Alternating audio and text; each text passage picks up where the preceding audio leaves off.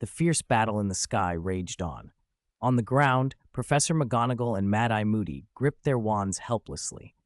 They could feel none of the magic from above that would let them help, only an aching helplessness and sorrow. Then, without warning, soft noises filled the air around Moody, and figures appeared out of the snow. Moody's call for aid had been answered. At the head of the newcomers strode Amelia Bones, the head of the Department of Magical Law Enforcement, who had succeeded Barty Crouch Sr. She led a dozen aurors and an equal number of the department's hit wizards, the law enforcement squad's hard edge, arriving the moment they could. Amelia had been decisive when she received Moody's message. She had ordered aurors and hit wizards to mobilize immediately. Even if it was a misunderstanding, she chose to trust a veteran auror. She had prepared herself for sacrifice, ready to avenge her family if it came to that. But as they skidded into Hogsmeade and looked up, she realized the situation was simpler and crueler than she'd imagined. A blizzard raged across the sky. A churning sea of white insects filled the air. Explosions stitched the clouds, and a black cloud brooded that made the heart recoil. There was nothing to be done from the ground. Frustration flickered across her face, then steadied into resolve. She ordered her people to set up an alchemical device around Hogsmeade, a ward to prevent apparition. This time, she would seal Voldemort's escape routes. Above them, in the blinding white, Eno kept up his assault. He had formed a ring of ice and would not relent. Sectum Sempra after Sectum Sempra tore toward their foe, an obvious attempt to overwhelm. It was a deliberate provocation. He counted on Lord Voldemort's pride. Unless Voldemort surrendered his reputation and fled in front of everyone, he would be forced to stand and take it. Voldemort felt irritation and a slight unease. The spirits of mountain villagers, the swarming insects, the ice, none of it actually damaged him. A shield charm hovered a foot before him, taking every hit without even rippling. The frequent Sectum Sempra, though, made the shield screech like metal being torn. Annoyance hardened into impatience. He did not know when Dumbledore would arrive and refused to wait any longer. Floating in that yawning cold, surrounded by a world of ice and white, he flicked his wand with a soft, unmistakable hiss. Fiendfire. At first it was a tiny, vicious spark against the pale canvas of the sky, almost nothing, yet imbued with a hunger that made onlookers recoil. The ember grew like an ancient beast stirring. The air warped and heat surged. Where the searing light touched the white insects and the ice arrows, annihilation followed. Nothing merely vanished. It was consumed. In seconds, a 2-inch flame swelled into a 20-foot, 3-headed rune spore. Where the fire had been a suggestion, it was now a monstrous reality. A molten, 3-headed serpent of flame that opened enormous maws and vomited fire into the insect sea. Each spray of flame birthed another rune spore, the blazing serpents multiplying until the sky became a contagion of fire. The pale world split in two, on one side a savage blizzard, on the other a hellish inferno. Eno halted his billywigs and stilled his attacks the moment the fiendfire took shape. He and Voldemort hung in the air facing one another, a silent standoff. Voldemort seemed to choose his words carefully. Eno gathered power. His dark hair and amber gaze shifted, slowly brightening to a brilliant blue. "Run! Quick! Everyone!" Moody's voice cut through the chaos, almost hysterical, but then he looked at Amelia with an expression that folded anger, pride, and something like resignation. The barrier against apparition was in place over Hogsmeade. "You run! Go as far as you can on foot, now!" he barked.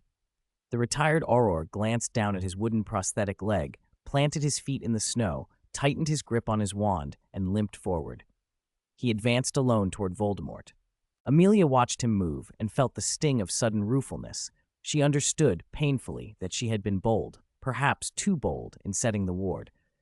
But the artifact was already fixed. It could not be removed in time. She swallowed and gave her orders, voice tight. "Listen to Moody. Retreat. Take as many people with you as you can, especially the children." With that, Amelia stepped out after him. Some followed her command and fled into the white. Others held their ground. Those who remained tightened their grips on their wands and walked silently toward Voldemort, fulfilling the department's purpose to preserve stability in the wizarding world, even at cost.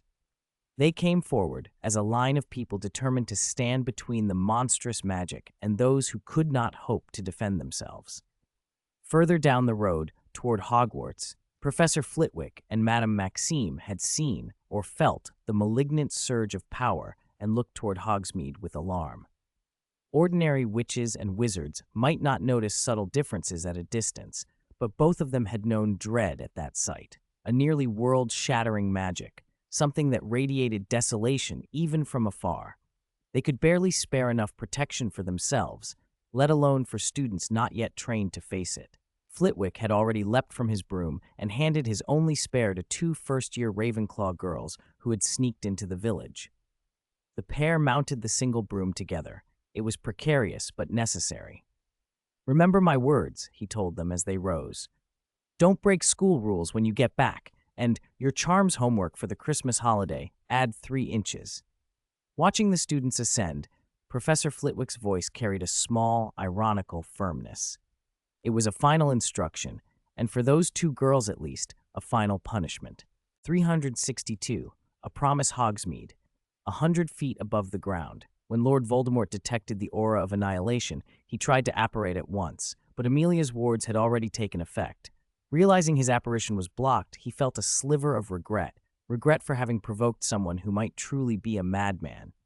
Annihilation magic was dangerous even for its caster. One misstep could mean mutual destruction. Only a madman would choose such a fight. Still, he read the other person's state of mind clearly enough. It was disturbed, off-kilter.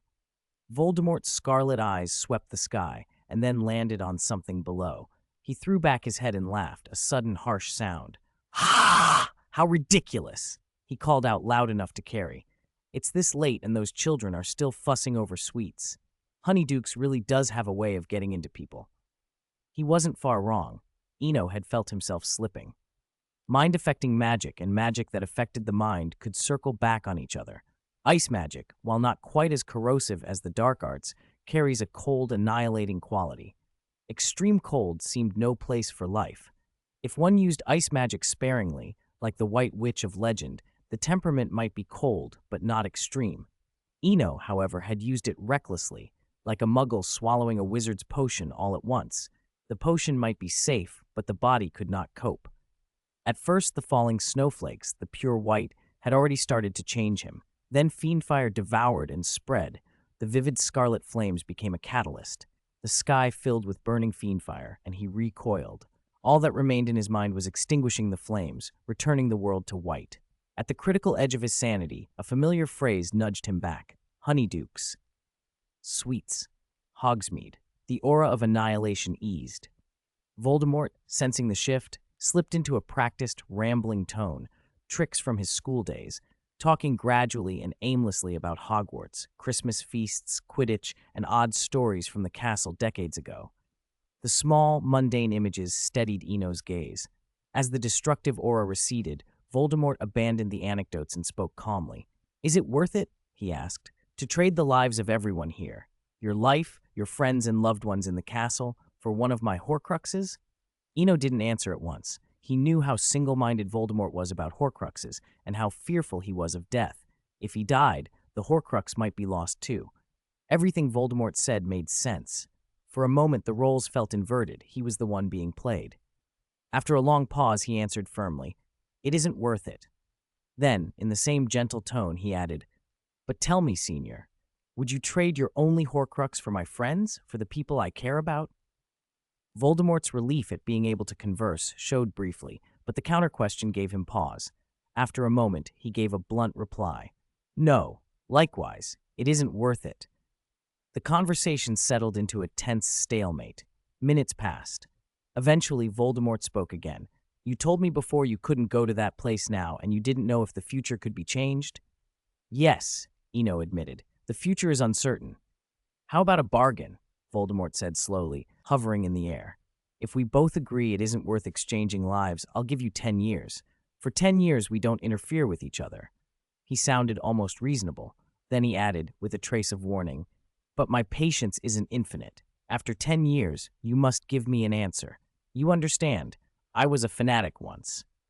That little self-deprecating remark wore a smile that cut. Eno heard the threat behind it. Still, the offer had weight. Voldemort could promise what Dumbledore could not. With such a pledge, even if England fell again into a darkness like 15 years past, the people he loved could still be safe. Hermione and her parents, Draco, Snape, George and Fred, even Lucius and his wife.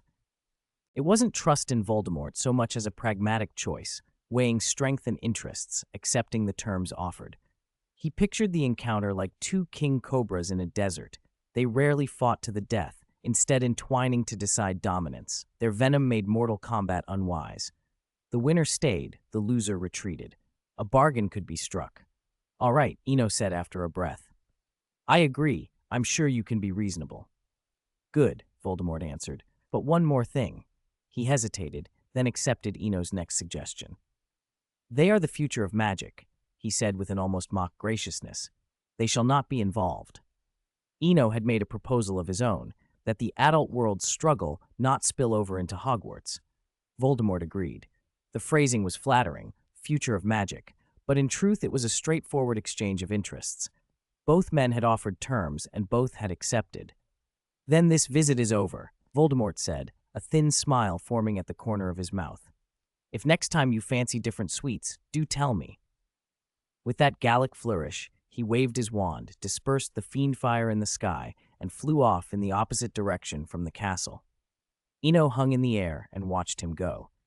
He was exhausted. Confronting Voldemort in that mental state had been draining. That last line, about changing tastes in sweets, sounded like a promise not to pry, but it was also a warning. There were many eyes on him. He glanced around. The crowd below showed every expression imaginable: fear, adoration, excitement, awe. But almost everyone clutched their cameras and enchanted viewing devices, pointing them skyward in a kind of entertain-yourself-to-the-end frenzy. Voldemort had left as quietly as he had arrived. No one below dared move to stop him. Dozens of Aurors and hit wizards stood rooted, and though Amelia would have gone after him, Mad-Eye Moody held her back by the arm. The others, seeing it would be futile, were not foolish enough to throw their lives away. Amelia Bones. Amelia Bones was a member of the Wizengamot and, during her career, head of the Department of Magical Law Enforcement at the Ministry of Magic. She was known for her seriousness and sense of justice. She once gave Harry and Mrs. Fig a chance to defend themselves and spoke up for Harry in court. Her parents and a brother, Edgar, were killed by Lord Voldemort during the First Wizarding War. In the summer of 1996, the second week of July, she was murdered. Because of her exceptional magical ability and dueling skill, the wizarding world widely believed Lord Voldemort himself was responsible. 363. Afterwards, angry people. When the world finally settled and the dust drifted down, the snowflakes ceased their last faint dance. They had slipped away from the Hogsmeade stage somewhere between moments, leaving a silver stillness so complete it felt as if time itself had frozen, beautiful enough to make one dizzy. Then, with Lord Voldemort's departure, Eno slowly drifted down like the season's final flake. When his feet touched the ground, he ignored the watching eyes and went straight to where his small house had been. He stood in front of the ruin for a long, silent beat. His home was gone.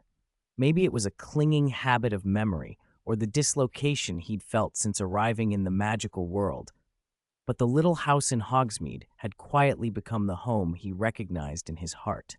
And now, because of Voldemort's appearance, what had looked like a mid-air duel had really been the house being blown apart. In the cramped, enclosed fight, the boggart had unexpectedly been the only thing that suppressed Voldemort. Professor McGonagall, who had been watching with the others, wasted no time. She urged her broom forward and swept down to him. "Child, are you all right?" she asked, stepping forward and putting a steadying hand on his arm. Eno nodded. "I'm fine, Professor. But my home." He turned toward her, then let his gaze fall back to the rubble. Hermione's careful preparations from that morning had gone up in smoke.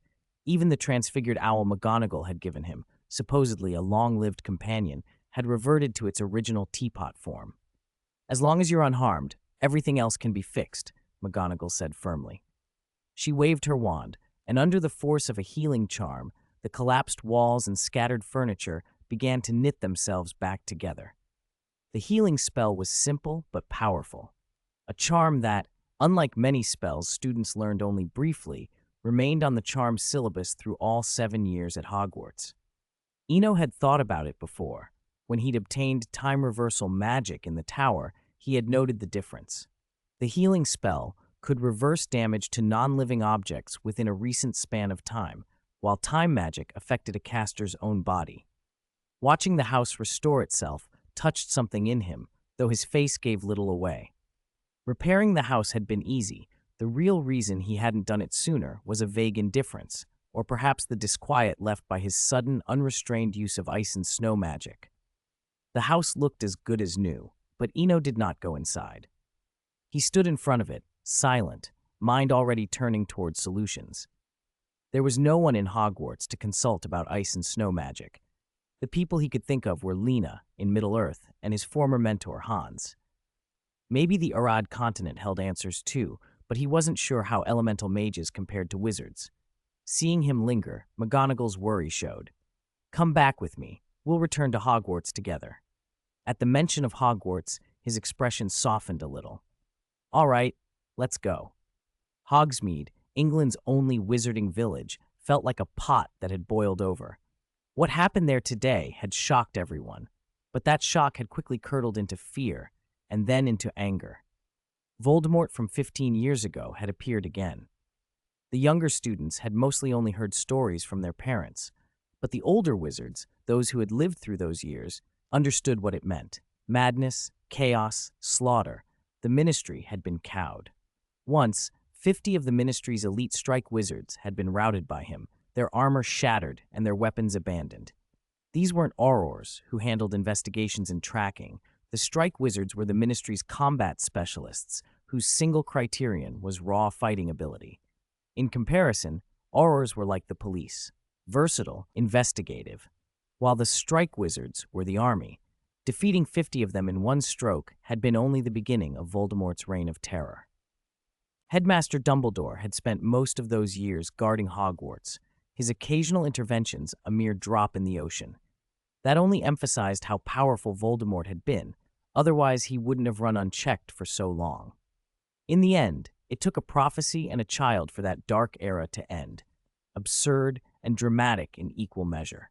Today, Voldemort had made himself visible in Hogsmeade, in the heart of the wizarding community, and everyone had seen it. Terror led to fury, and that fury was pointed squarely at the Ministry.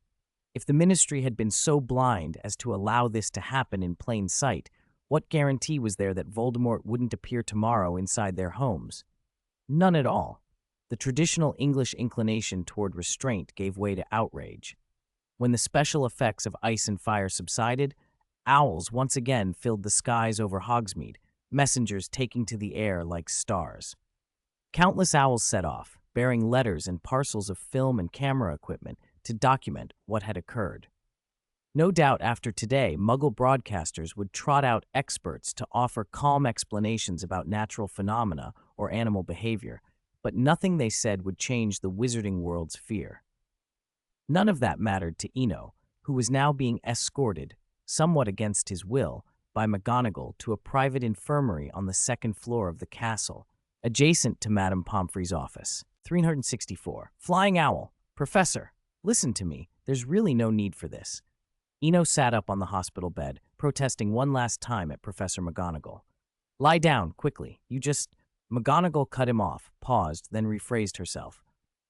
Never mind, I'll be honest. You weren't right back there. Not at all.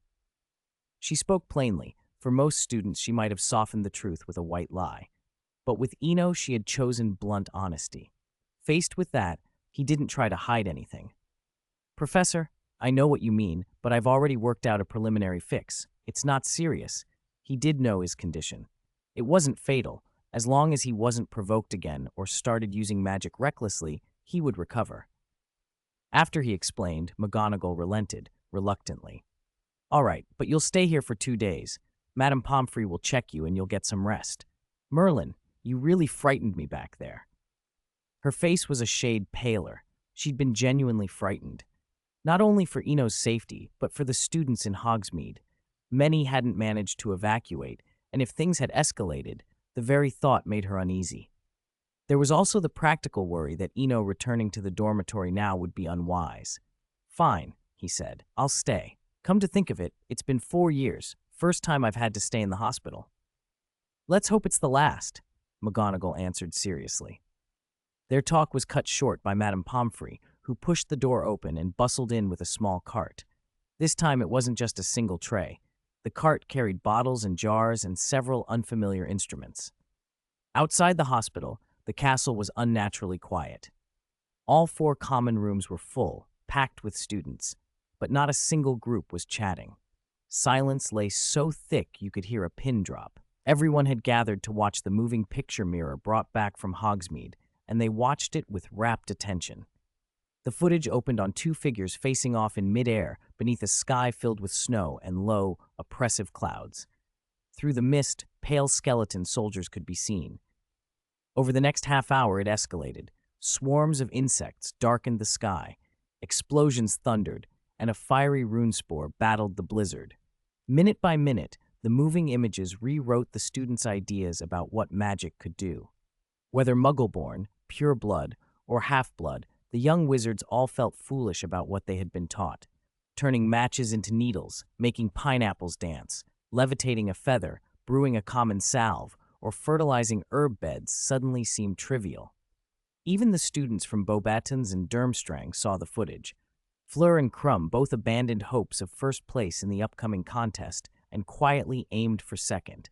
While Hogwarts watched, owls were already winging their way to other destinations, one headed for London and the Ministry of Magic.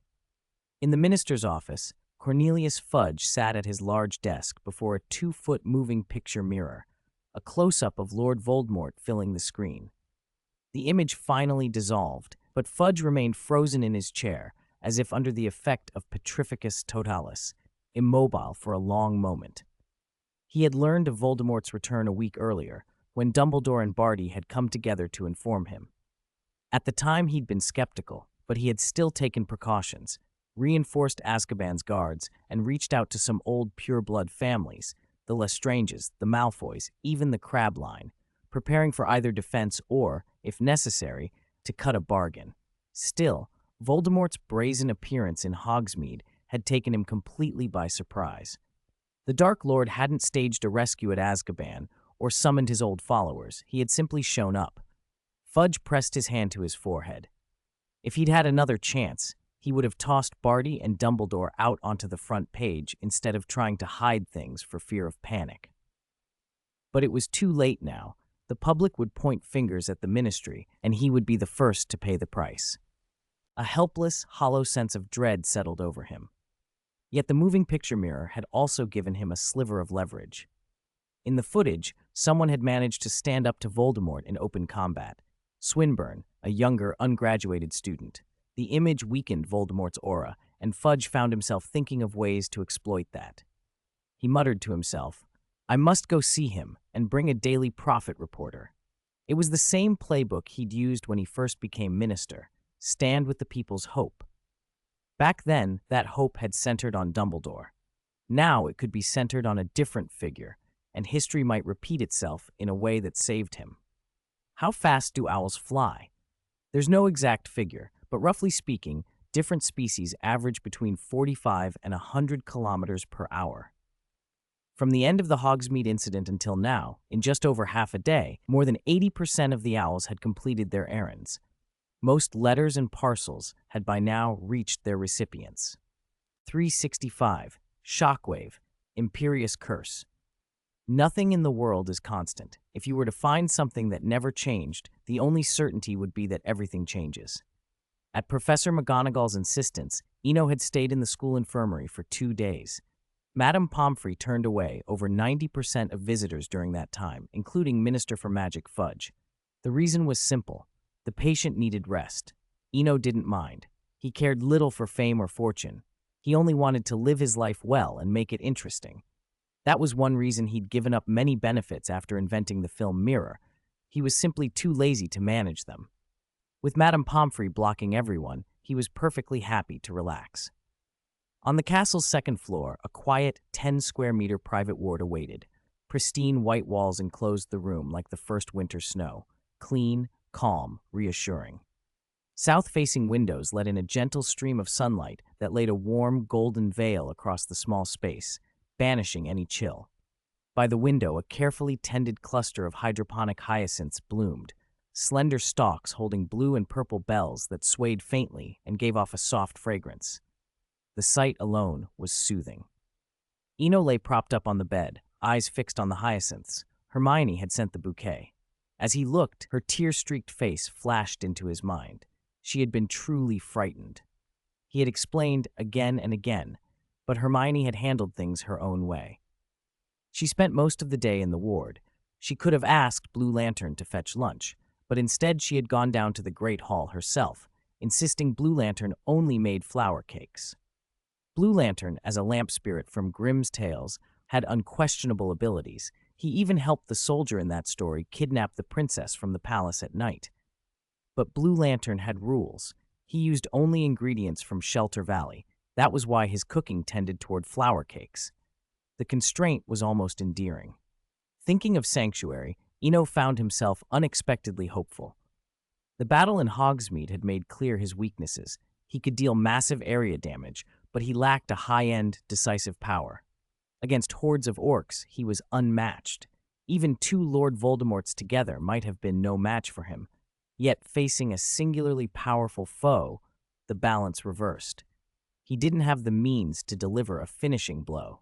The annihilation of ice and snow was a trump card, but essentially it was still crowd magic. He had plans for the Great Annihilation, but he would not use it until he reached the level of the White Witch. And even then, he hesitated. Such a magic, which indiscriminately snuffs out life, would likely push him far beyond Lord Voldemort. Voldemort had terrified many, but the number he had killed was not enormous, perhaps only a few hundred. In the quiet ward, Eno let his thoughts settle. He'd been carried away lately. Despite surpassing more than 99% of wizards, Voldemort had taught him a hard lesson. A familiar knock interrupted his reflection. "Knock, knock," came the cheerful Ceres. "Today we have sausages and mashed potatoes, shepherd's pie." Hermione entered, carrying a tray and smiling. "Oh, and a freshly printed Daily Prophet. Same old flattery and slander. They never seem to find anything new." She set the tray down and sat on the edge of the bed, flipping through the paper and reciting the headlines. "Same as always? Let me see." Eno frowned as Hermione handed him the paper. The bold front-page banner deepened his concern. "Yesterday's Glory, the Decline of Lord Voldemort." Hermione noticed the change in him. He had been uncharacteristically quiet after taking the paper. Though she had been teasing the prophet a moment ago, she couldn't deny feeling a swell of pride that it praised her boyfriend. "What's wrong? Is something the matter?" she asked softly. Eno folded the paper and spoke casually. "Nothing. I just think Fudge is treating everyone like idiots. And—" He trailed off, glancing down at the silver chain at Hermione's throat, the moonstone necklace. "Do you think someone might target me?" Hermione's eyes sharpened as she followed his gaze. The necklace's presence explained everything. They weren't staring at each other's throats for vanity, but for protection. Eno was surprised at how quickly she understood. After a brief pause, he decided honesty was best. At first, yes. The paper was a bit too eager to denigrate Voldemort, and you know how extreme some Death Eaters can be. But he and I had an agreement. He explained the arrangement between himself and Voldemort, not hiding anything. His main worry was timing. Only 2 days had passed since the incident, and some hidden Death Eaters might not yet have heard. Still, with Hermione at Hogwarts, there was less immediate danger. Once the semester ended, the summer break would make things easier. He also suspected Fudge had other motives. His talent for elevating some and tearing down others felt calculated. Hermione exhaled, conflicted. Phew, actually. She thought of her parents in London, and putting herself in their place, saw that compromise might be the only workable option. Don't worry, his biggest mistake was giving me time. Eno squeezed her hand and smiled reassuringly. Meanwhile, down the second-floor corridor, a burly figure strode toward the infirmary. Madame Pomfrey had been about to check on other patients when the sight of the man made her pause. In the past 2 days, many students had tried to slip into wards pretending to be ill. This one was so obviously large and sturdy, he couldn't even try to feign sickness. "Child, can I help you with anything?" she asked, in the same officious tone she used with all visitors. This time the reply was not the usual stammer. A cold voice pronounced the incantation clearly. Imperio. Madame Pomfrey froze where she stood, eyes dazed, every muscle slackening. Xiaodi's share today. Hit Wizards. Hit Wizards are a group specially trained by the Magical Law Enforcement Squad, responsible for apprehending dangerous criminals. Although their duties overlap with Auror's, Hit Wizards are more focused on armed confrontation than investigation. To become a Hit Wizard, one needs at least 5 OWL passes, including Defense Against the Dark Arts, and must be calm and composed by nature. Hit Wizards earn a minimum monthly salary of 700 galleons and have access to dedicated beds at St. Mungo's Hospital for magical maladies and injuries. In 1993, Minister Fudge even suggested that perhaps only Hit Wizards could capture Sirius Black after his escape from Azkaban. 366. The Curse of Death Wizards are often driven by emotion. Their culture prizes feeling, they invest in it, and wear it openly. That emphasis makes them seem theatrical to ordinary people, and it also makes them guard and cherish their emotions more fiercely. The story has shown this again and again. Lily's sacrifice, Snape's hidden devotion, Sirius's willingness to rot in Azkaban for penance, and even Bellatrix and Barty's near-mad obsessions. All of it underlines how deeply emotional wizards can be. That temperament shows up in action as well. Where most Death Eaters fall into predictable types, cowardly and clever, or brave and reckless, Barty combined both advantages. Fiendfire, the most dangerous dark art to control, is notoriously unforgiving. It destroys friend and enemy alike, and once it grows, it can even turn on its caster. Only a rare few can handle it. Seeing the sky filled with fiendfire, anyone would understand how troublesome Swinburne was, and imagine how exhausting it must have been for his master to force control so much of that cursed fire. On the surface, the affair seemed settled, but for Barty, the last 2 days had been torture. The Daily Prophet's sneers and the moving picture mirror's mockery tore at him. Every word and punctuation in those articles felt like a poisoned fang in his chest. For a follower, to watch the man he revered be insulted and slandered was unbearable. When Barty learned that Swinburne was injured and hospitalized, unable even to receive a visit from Fudge, his mind turned immediately to revenge. Vincent Crabbe, despite the simple look about him, was no unimportant Slytherin. With Draco lately taking more to monthly responsibilities, Crabbe's position among the small circle of followers had risen. In the Slytherin dormitory one evening, Goyle watched his companion with the lazy curiosity of someone used to Crabbe's sudden absences. "Where are you off to now? Not dragging me with you, are you?" Goyle asked. Crabbe put on a silly, wounded expression. "I'm going to buy some sweets. It's Swinburne's fault. He keeps giving all the Christmas treats to you lot." Goyle reached to scratch his head and offered, a little sheepish, "I'll give you half. No, a third." "You keep it, but thanks." Crabbe smiled, but the smile didn't reach his eyes. He had been with Malfoy's camp since childhood. The only real friend he had was the honest, slow Goyle. That Goyle would share even a third of his sweets mattered to Crabbe more than anyone could know. "That's because you didn't want it," Goyle muttered, large hands shrugging. "It's not my fault. Really, I offered it." The scene was so familiar, it made Crabbe's chest twist with something like longing. But when his gaze fell on the chocolates and sugared treats in a nearby pouch, his wistfulness hardened into resolve. Swinburne's contempt had always been there, thinly visible in the cheapness of the gifts he distributed. Since his first Christmas at Hogwarts, Crabbe had never received anything like those treats. He'd run errands, done the nasty jobs, always overlooked. Draco now came to Goyle for favors instead of him. It stung. 2 months earlier, in Hogsmeade, Crabbe had watched his humiliation and come to a conclusion. Contempt sprang from weakness. If he were powerful, he would not be a hanger-on, not scavenging sweets or pretending to be stupid. He had learned the unforgivable curse, and despite knowing what it was, the power it gave him thrilled him. 2 months of study and careful practice had made him feel dangerous. If he wanted, none of the 4 students in the dormitory would have survived his wrath. Yet that power had come only from Barty's tutelage. That morning, Barty had sent another message. "Finish one last task, and you will meet the Dark Lord himself. You will be taught true dark arts personally." Crabbe walked toward the hospital, the small teacup portkey Barty had given him warm in his robe pocket. Whether he succeeded or failed, The portkey was his escape, his last anchor of confidence. On the castle's second floor, within the hospital wing, Madame Pomfrey was tending the wards when Crabbe found his moment. He did not step forward with subtlety. He did what he had been taught. He slipped her a glance and cast Imperio. Under the spell, Pomfrey moved as if in a trance. Crabbe's plan required her perfect cooperation. He needed her to knock at the sickroom door and create the ordinary pretext for entry. "Walk up, knock on the door, then open it." He whispered the commands. He didn't notice the startled look in the portrait on the wall. Madame Pomfrey shuffled to the door and rapped 3 times, then pushed it open. Inside, Hermione, who had been sitting quietly by the bedside, jumped up at the sound of the knock. She stepped aside automatically. Even not knowing who it might be, she knew it would be unseemly to linger on the bed. The door swung wide, and Madame Pomfrey, still in her white nurse's uniform, stepped into the room. "Thank you, Madame Pomfrey." Eno, the patient in the bed, turned his head and replied politely.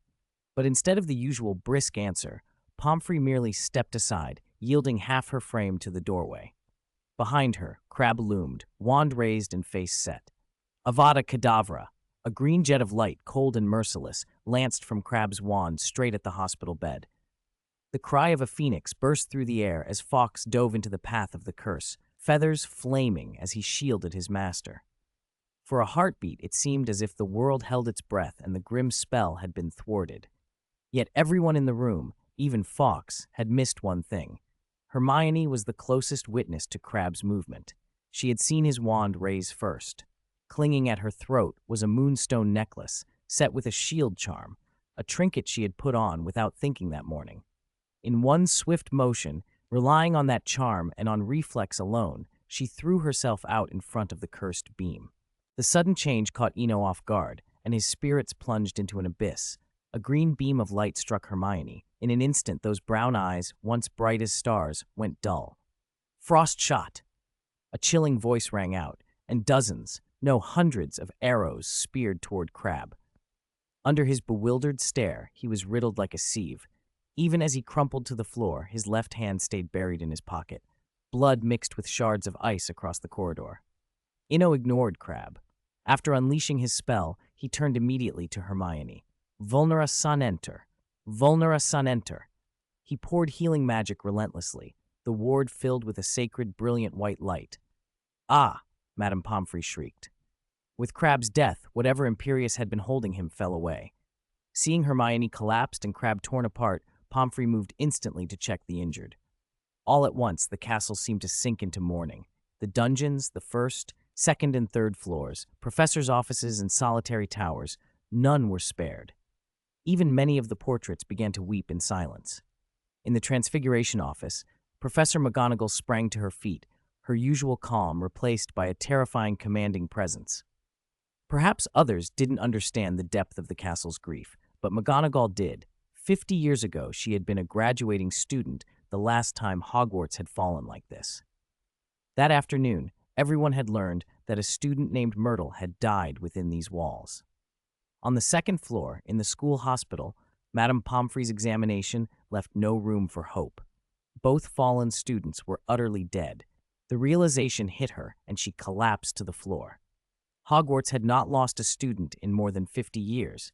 Today, not only had one been lost, but 2, and both had died right at the entrance to the hospital. As the school's healer, she was consumed by regret and blame. She forced back memories of being controlled briefly. Recalling them only deepened her self-reproach. If only she had been more careful. If only she had noticed sooner. She slid down the wall and closed her eyes. In the ward, the healing magic continued to flare and fade. Time blurred. Eno kept pouring forth his spells until a pale hand closed on his arm. He looked up and met a pair of hollow, emotionless eyes. "Stop," said Snape, his voice calmer and flatter than usual. At the sound of dissuasion, Eno glanced around in a daze. Dumbledore, McGonagall, Flitwick, Sprout. Many had arrived. Why so many? He wondered blankly. "This is better for you," a measured voice said beside him. Snape pressed a small potion into Eno's hand. He swallowed it in one gulp. A bitter, sour burn filled his mouth, and at once his head cleared. It became obvious. Hermione had taken the killing curse to shield him. Hogwarts, the thousand-year-old castle that seemed so perpetually serene, Draco Dormiens Nunquam Titilandus, had been shattered by one sudden, dreadful event. 50 years after the last student death, two students were dead again, Vincent Crabbe of Slytherin and Hermione Granger of Gryffindor. Only 2 days had passed since the Hogsmeade incident, and among those involved this time was Swinburne's girlfriend, one of that conflict's key figures. Trouble had bloomed from nowhere. The news spread through the castle like a dark contagion, rippling out through every corridor and common room, then, via owls, across the whole wizarding world. The Daily Prophet ran an extra edition. On a rocky island off northern England, Lord Voldemort stared at the paper in his hands with pure displeasure. The fragile alliance he had only just forged, barely a day or two old, had been handed to him in ruins. Someone had given him this gift, and the name Vincent Crabbe made the culprit's identity likely. "Stupid! Damn it!" he hissed. His fury echoed through the abandoned lighthouse. He regretted going into hiding for the sake of caution. He should have informed Barty immediately, even if it meant facing the backlash of fiendfire. Now it was too late. This would almost certainly invite Swinburne's retaliation, the last thing Voldemort wanted. The Hogsmeade fight had seemed manageable, but he knew that if it had dragged on, he would have lost, even were he to use the killing curse. The enemy had clearly held something back. Only the black mist had rolled over the sky, not engulfed Hogsmeade. Some magic that had vanished had seemed to counteract the killing curse. The fiendfire he finally used had been nothing more than a distraction, a way to throw a rat at a cat, to pause the assault and buy a moment to speak. He had never imagined he could win by relying on fiendfire alone. The other side had special apparition. Killing curses could not be guaranteed to land. Someone else must have been fanning the flames. Voldemort did not believe two half-baked individuals had pulled this off on their own. Fudge, Dumbledore. The two names flickered through his mind, but rationally he suspected Dumbledore above all. He could not believe Barty and that foolish student had succeeded unaided. While Voldemort brooded, gloom settled deeper over Hogwarts. Corridors and the great hall were hushed. Footsteps softened, as if the castle itself had taken to mourning. In the Gryffindor dormitory, the usual clamor was gone. Ginny wept openly in Harry's arms. She could not fathom that someone she had spoken to that very morning lay dead only hours later. Everything had happened so suddenly. In Slytherin, the common room in the castle's basement was an eerie stillness. Draco paced, racked by anxiety. Crabbe had always been his follower.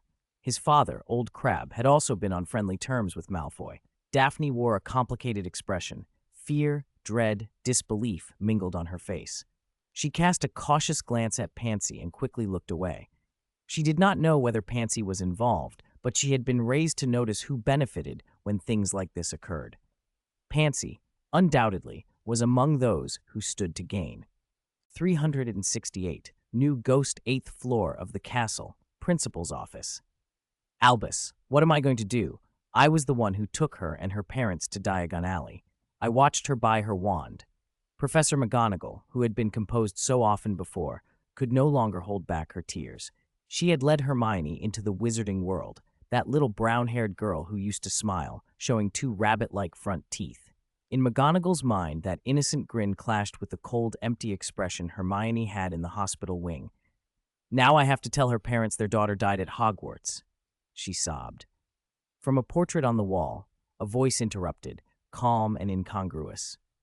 Dumbledore, we have guests at the door, Beauxbatons and Durmstrang. Shall I admit them?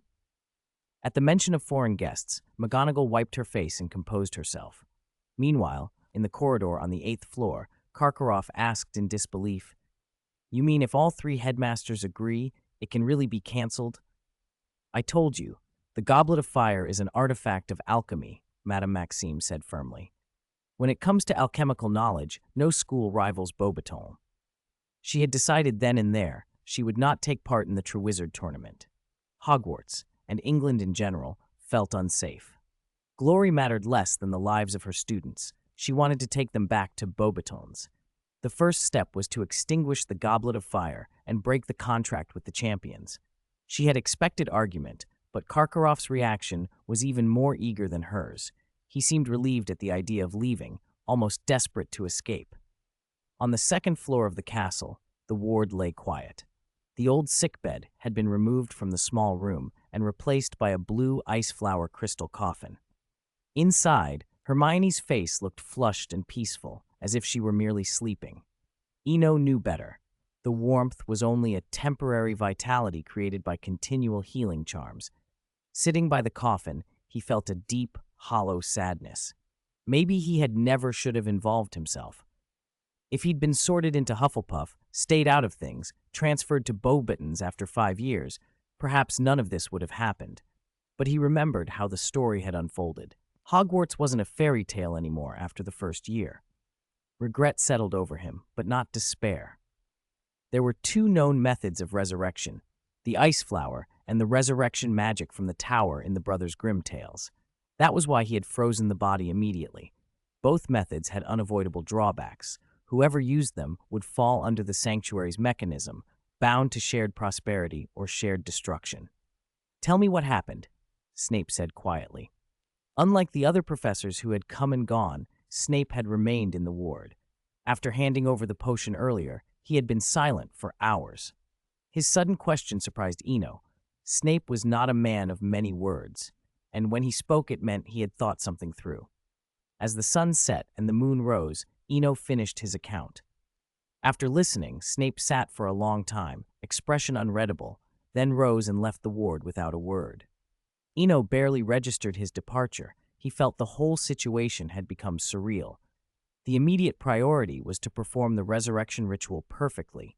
Everything else could be sorted later. With Snape gone, the ward fell silent again. Down in the principal's office, people assembled.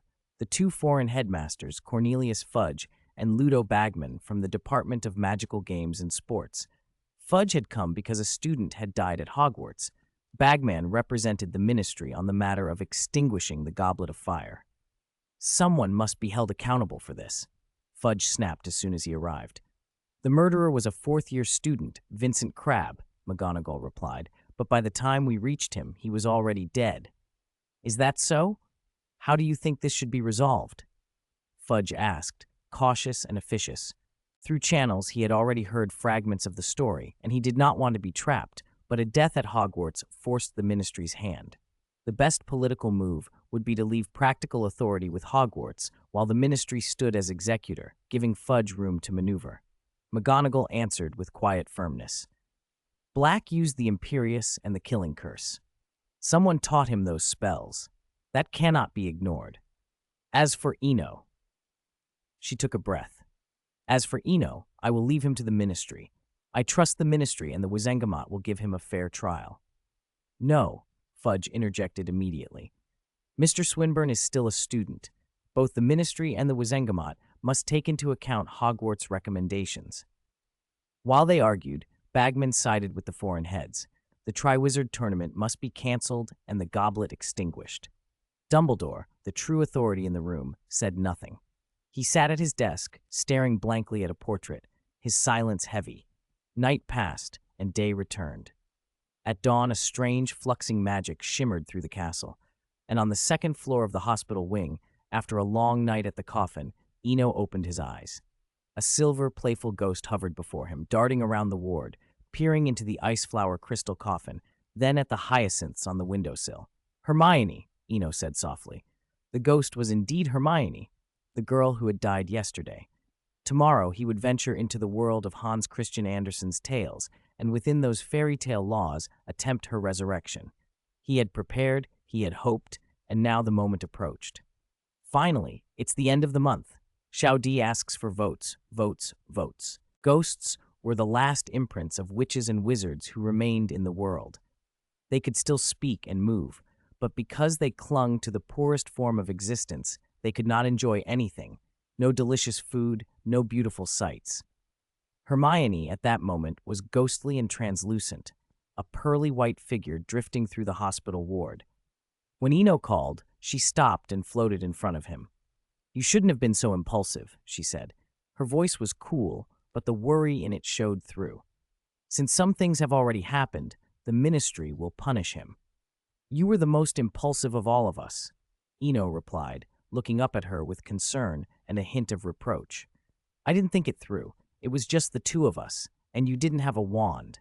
I still had my necklace, and you had nothing." As a ghost, Hermione's perception was stuck at the moment before she died. After a long pause, she looked down, the sadness clear in her voice.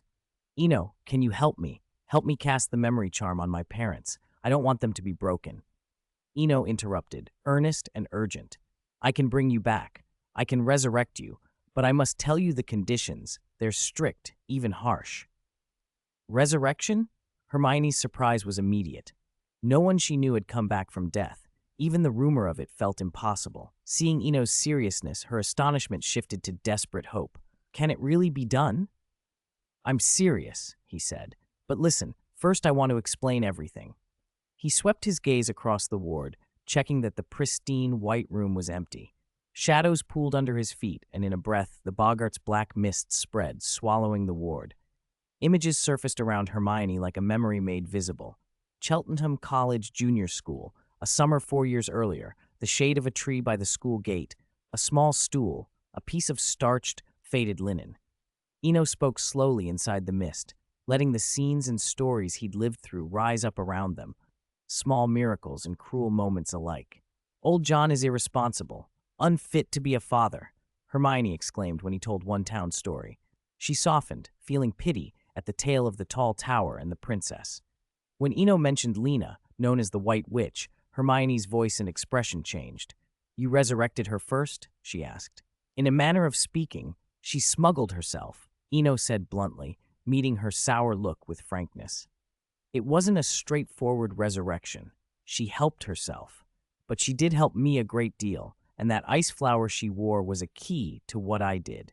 He went on to explain the pros and cons of the sanctuary and the limitations that came with resurrection. Dawn shifted to morning. By the time he finished, more than 2 hours had passed. The black mist around the hospital ward shut others out. The boggart-fed fog fed on fear and could coax terrifying memories out of the people who looked at it. It was chillingly effective. On the other side of the door, Cornelius Fudge stood wiping non-existent sweat from his forehead with a handkerchief, despite it being winter. The man who nominally held the most power in England looked flustered, harboring a grievance he couldn't voice. He couldn't understand why Professor McGonagall insisted on a trial. The measure he had in mind would now find itself on the opposite side. McGonagall, too, was uneasy. If she could have, she would have let it go. But she wanted Eno's future to be unblemished and to prevent critics from using any procedural loopholes. A trial, formal and public, was the correct thing. The ministry's verdict would hand the matter over to the Wizengamot and put any future complaints beyond doubt. The more Fudge fumbled, the more reassured McGonagall felt. Had he been rigid, she would have stood between him and Eno to keep him from being taken. "So we wait here? Or should we postpone for a few days?" Fudge asked, staring down the corridor. He glanced only once at the black mist sealing the room and then looked away. Inside, Eno had said his piece and fell silent, waiting for Hermione's answer. Time crept by in the hush. Finally, Hermione's voice, soft and small, filled the ward. "Will you abandon me in some other world later? Like her?" "How could I?" Eno shook his head emphatically. "You'll be bound by the sanctuary after resurrection, but I've thought of a way to make sure you aren't simply left behind. We can use magic." "Magic?" Hermione raised an eyebrow, curiosity flaring. The possibility of resurrection excited her, and the thought of future adventures with Eno, the strange worlds he spoke of, made her heart lift. Still, she kept some composure. Eno's plan came into focus. A blood pact. He explained it plainly. Compared to an unbreakable vow, the blood pact was deeper, an oath fused with blood and emotion that created a magical bond between two people. It didn't just promise loyalty, it prevented the signatories from harming one another. The pact had a token, which could be destroyed, so it was rare and dangerous. Eno's idea was to use the sanctuary itself as that token, making the bond practically irreversible. If the sanctuary is the token, breaking the pact means destroying the sanctuary, he said. That makes it essentially unbreakable. You'll be bound by the sanctuary's restrictions after you return, but the blood pact will make it impossible for either of us to harm the other. If, one day, we truly go our separate ways, at worst we'll be like strangers, mutually undisturbed and unharmed. You won't be my subordinate. He even referenced the tale Newt had told about Dumbledore. When the token was destroyed, the blood pact was reversed, and only then did conflict erupt. That was a cautionary example. For a first independent resurrection, Eno wanted Hermione to remain herself, free and unowned. A blood pact linked to the sanctuary seemed the best balance, binding enough to keep either of them from hurting the other, but not a shackle that would strip Hermione of independence. He summarized the blood oath as if laying out its features. The blood pact is a complex, profound magical connection that goes beyond a simple vow. It is a bond rooted in blood and emotion and emphasizes the impossibility of the parties harming each other. A blood pact requires a token. Destroying that token can break the pact, but doing so may cause physical or mental harm in the process. The pact functions as an emotional and spiritual restraint and is typically formed only between people with an intimate connection. Hermione listened, the idea settling over her like dawn. "Mr. Minister, please do me a favor." The ward was shrouded in a black mist. When Hermione heard about the blood pact, she lowered her head quietly. The pact was bound by blood and feeling. Even as a ghost, she felt the heat of embarrassment, her cheeks flushing as if she were still flesh. She stared at her toes, hands clasped over her lower belly, and for a long moment did not answer. Seeing Hermione fall silent, Eno was at a loss for words as well. The blood pact was the best solution he could think of, a true all for one and one for all. He couldn't use the sanctuary to force Hermione. Doing so would be a form of harm, and the pact's most fundamental vow was never to hurt one another. As for the extra emotional bond it would create, the moment Hermione had thrown herself forward, many things had become clear to him. After Snape left the night before, Eno had imagined himself in Hermione's place. If it had been her lying there, facing the killing curse, would he have been able to shield her? The answer he found within himself made him fall quiet. Still, gratitude followed. Human hearts were complex and ever-changing like a kaleidoscope. A sacrifice is always the most brilliant aspect of humanity. Hermione had done it. He had hesitated. That was why he hadn't hesitated to offer the sanctuary as a token. Kindness should be repaid in kind. But Hermione looked conflicted. After a short pause, Eno spoke slowly. "Actually, if you don't want to." "No, I do." Hermione looked up, decisive. Shyness and modesty no longer mattered. There could be worse complications than a moment of embarrassment. "Are you sure?" Eno asked. "Yes," Hermione nodded gravely. "Good. Leave the rest to me. There's some preparation to be done." For the first time that day, a smile touched Eno's lips. "What about my parents?" Hermione asked, returning to the first concern. "Resurrection can be quick," he said, smiling. "I'll take care of that too. Conveniently, I know a wizard who's very skilled with the memory charm." He glanced toward the ward's door, still ringed with black mist. Relaxed now, he could sense a visitor waiting at the door, an opportunity to have that person step forward. "I'll take care of it. I need to get used to being a ghost too. Oh, and I'm going to scare Ginny." Hermione slipped through the ceiling, then poked her head back in. "Oh, and tell me when you're ready." "Of course," Eno answered, nodding. When Hermione left, he laid his hand on the ice crystal coffin and vanished as well. On the second-floor corridor outside the ward, Professor McGonagall and Minister Fudge stood in silence. Just when they thought they might leave without seeing him, the black mist dissolved like a tide and the door opened. "Sorry, Professor. I was just talking with Hermione," Eno said at once. McGonagall's composed eyes grew moist at his words. No, I'm the one who should apologize. I haven't been a good headmistress," she said, drawing a steadying breath. "Sigh, but Minister Fudge has something to discuss with you." Fudge's face shifted through a bewildering array of emotions. Shock, confusion, betrayal, helplessness, and a faint look of grievance. The sight was nearly comical.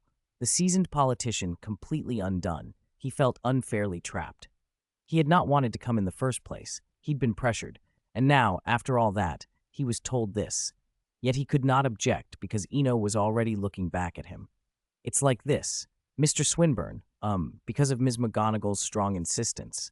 Fudge began, trying to sound authoritative. There was no avoiding it, so Fudge stated his purpose succinctly. "I understand," Eno said calmly, "but not now. I have more important things to attend to." "These are minor matters," Fudge said, relieved by Eno's refusal. "You go about your business. Leave the ministry and the Wizengamot to me. We cannot punish a student for an accident. Our duty is fairness and justice."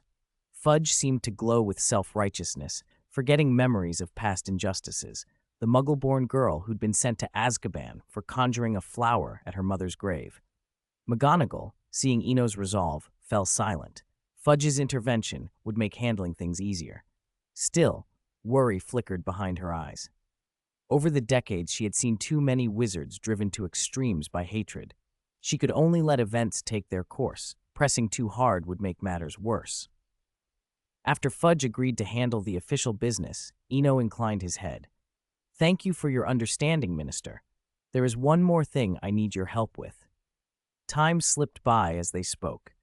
When Hermione reappeared in the castle, materializing in the Gryffindor common room, the reaction was immediate. The students were used to ghosts as part of the castle's scenery, but seeing a friend become one, floating, pearl white, unmistakably dead, was a different kind of shock. Ginny stood tearful, staring at the familiar figure suspended in midair. The whole common room was quiet and stunned. Even Fred and George's usual grins were gone. Harry, Ron, Neville, Dean, Colin, Angelina, even Lavender, who rarely got along with Hermione, wiped her eyes in silence. Far below, in a secret chamber under the castle, Snape took a sealed box from a shelf. Inside, resound bird feathers lay neatly arranged, one of the key components for brewing Veritaserum. After hearing what had happened the night before, he'd felt a haunting déjà vu. The killing curse, the instant death, it echoed Godric's Hollow. This time, he would not stand idle. There were countermeasures to magic. Legilimency had limits against occlumency, and some oath magics could even restrain legilimency. But Veritaserum had no known countermeasure. Moreover, the batch he was preparing had been improved over the last 14 years. He set to work. 371, Seaside City, Mr. Hands. Far from the English mainland, out in the wide blue ocean, lay a rocky isle that seemed forgotten by time. It was small, and its sky was almost always overcast. Lead gray clouds hung heavy, blocking out light and leaving the island cold and cheerless. Azkaban, the very name made witches and wizards blanch. In the low security wing, Gilderoy Lockhart curled up in the corner of his cell and stared numbly at the bleak sky. He had been here for exactly 1 year and 175 days. He had moved from the early fantasy of a fan rescue to waking up to the truth, and finally to a dull numbness. The biting sea wind wailed past the bars, waves thundered against the rocks, and loneliness pressed in, Azkaban's constant companion. Lockhart leaned against the cold wall, and for the first time in a long while felt regret. His fame, his glory, the flash of cameras, everything he had once treasured seemed distant and pointless. In their place, the scraps of his school days in Ravenclaw Tower came alive with startling clarity. He could see every lesson, every moment, even the petty quarrels with Rita were vivid. After checking the time and convincing himself the Dementors would not be coming, Lockhart slipped into that practiced recollection. The past bloomed like a scene replayed, and he found himself back at Hogwarts in second-year charms class. From above, he watched Professor Flitwick demonstrate the freezing spell on the dice, and like the other young students, imitated him carefully. He had learned this countless times, but stuck in Azkaban, he kept replaying classes and warm, ordinary moments he had once taken for granted. Freezing cold. Even in the already chilly, silent cell, a few degrees of frost crept across the opposite wall where Lockhart had pointed. A 2-foot patch of frost had appeared, wandless magic. Years ago, he would have shown it off to anyone who would look. Now he only hoped to find steady work when his sentence ended and to live the simple life he used to have. If he could, he told himself, he would make a belated apology to Rita. Footsteps suddenly broke the silence. Lockhart lifted his head. His once flowing blonde hair was matted and tangled, but his eyes still had a spark. "Gilderoy Lockhart, fortune smiles on you," called one of the hit wizards on duty. 2 hit wizards approached. Lockhart glanced back at Azkaban as if he had been away for decades. "Don't space out," one of the guards said. "Do this right, and the minister might shorten your sentence." He had heard this banter 100 times. Everyone who walked out of Azkaban wore the same wary expression. So I just need to make two muggles forget their daughter? Lockhart asked, confirming the assignment.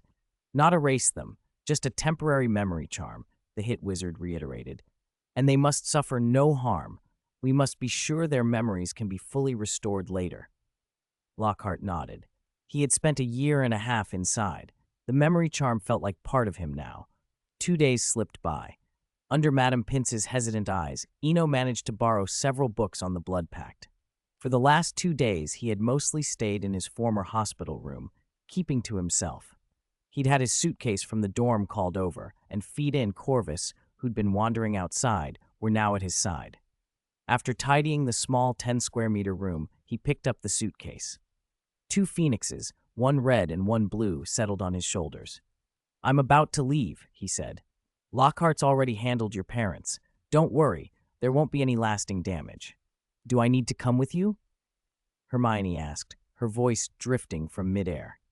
He hesitated. Hermione was a ghost now, and he wasn't sure whether the sanctuary would recognize a spirit. Look at Voldemort's Horcruxes for an example of how dangerous misrecognition could be. If someone like Crabbe had become a ghost, it might have been an opportunity to test things, but the castle refused Crabbe, likely because of what he'd done. And he couldn't drag innocent ghosts into experiments. I'm sorry, Eno said. You can't come. Trust me. It'll be quick. Hermione nodded solemnly. I trust you. After a brief farewell, Eno took out the odd-shaped die they'd been carrying and crushed it with his hand. When the morning sun lit the shore, Eno found himself by the sea. Fishermen hustled along the docks in simple linen and conical hats, mending nets, tending boats. Their clothes were plain, but contentment showed on their faces. Eno's gaze swept past them to the ancient city wall behind the harbor. Stone, worn by wind and salt and patched with moss, still standing like a steadfast guardian.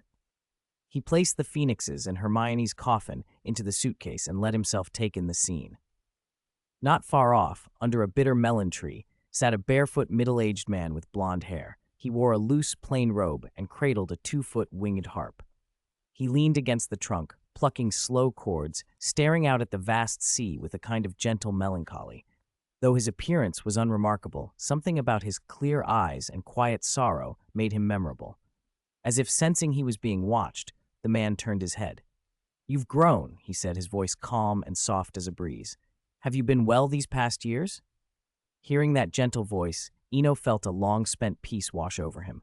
Not very, he admitted, but I'm so glad to see you, Teacher Hans. 372. The Golden Apple and the Resurrection of Hermione. The seaside was beautiful, golden beaches stretching to the horizon, the sand fine and gleaming under the sun. Waves broke against the shore in a steady rhythm, as if the ocean were whispering to the coastal town. Out where sky met sea, the blue blended until it was impossible to tell whether the sky reflected the ocean or the ocean hung in the sky. Under a bitter fig tree, middle-aged Hans listened to Eno's answer and furrowed his brow. The crease made his melancholy deepen, and strangely, the sound of the waves seemed to lessen, and the breeze died down as if the world itself had quieted with his frown. Not good? He offered. If you like, you can stay here. Eno sighed. If you'd said that when we first met, maybe I would have. But now, it's a little late. Haha, time is never important. Hans chuckled and took up his winged harp again, plucking a few familiar chords. Years pass, decay scratches the skin. When zeal is abandoned, rot reaches the soul. Child, it's all right. Everything will be fine. The tone and the melody were so familiar that Eno relaxed. He slipped off his boots and went barefoot on the sand, using his suitcase as a pillow as he lounged beneath the tree. Hans's gentle harp rose and fell, the music answering the waves. A flock of white gulls wheeled across the sky, calling and skimming the blue. Everything was so perfectly calm that Eno closed his eyes. The faint chill that ice flower magic had left him evaporated. His hair, once faded, regained a darker sheen. As the morning light climbed to noon and then slid into dusk, fishermen returned from sea, calling news of their day to waiting families on the pier. Whether the catch had been plentiful or meager, their smiles did not change. What mattered was that they were home safe. The bustle roused Eno. Awake, sleep any longer and we'll miss dinner, Hans warned with a smile. Sorry, Professor. Eno pushed himself up and, like Hans, watched the fishing boats come in. After a while, he spoke, quiet and careful. Professor, a friend of mine died. To be honest, he couldn't fully reconstruct the ice flower ritual, and the other place, Middle Earth where Lena was closed right now. Delay could complicate matters. He'd come to his old mentor because he hoped Hans's broad knowledge could help him restore her quickly. Hans took this in calmly. That's regrettable, but if she's gone, then she must be brought back. He turned his gaze away from the pier. I remember you were curious about the golden apple tree. They'll ripen in a few days. Eno thought he caught a slight, odd look flash across Hans's face. Before he could ask about ice flower, Hans rose. I'll buy dinner. Dead fish are cheap tonight. At dusk, Hans fished a few copper coins from his pocket and walked toward the pier barefoot, leaving his harp where it lay. A bonfire burned on the beach. Hans grilled fish, while Eno set out candies, the Christmas gifts he'd kept since the Voldemort incident had left him reluctant to share. He'd stored them in his suitcase and now arranged them on a plate, finishing with a piece of candied jackfruit. Professor, Eno asked, puzzled, can golden apples really bring people back? Of course, Hans said without hesitation. In my knowledge, it's the best way to revive someone, bar none. Stay here. In a few days, the swallow will bring them. The idea of such a precious thing being delivered felt strange to Eno.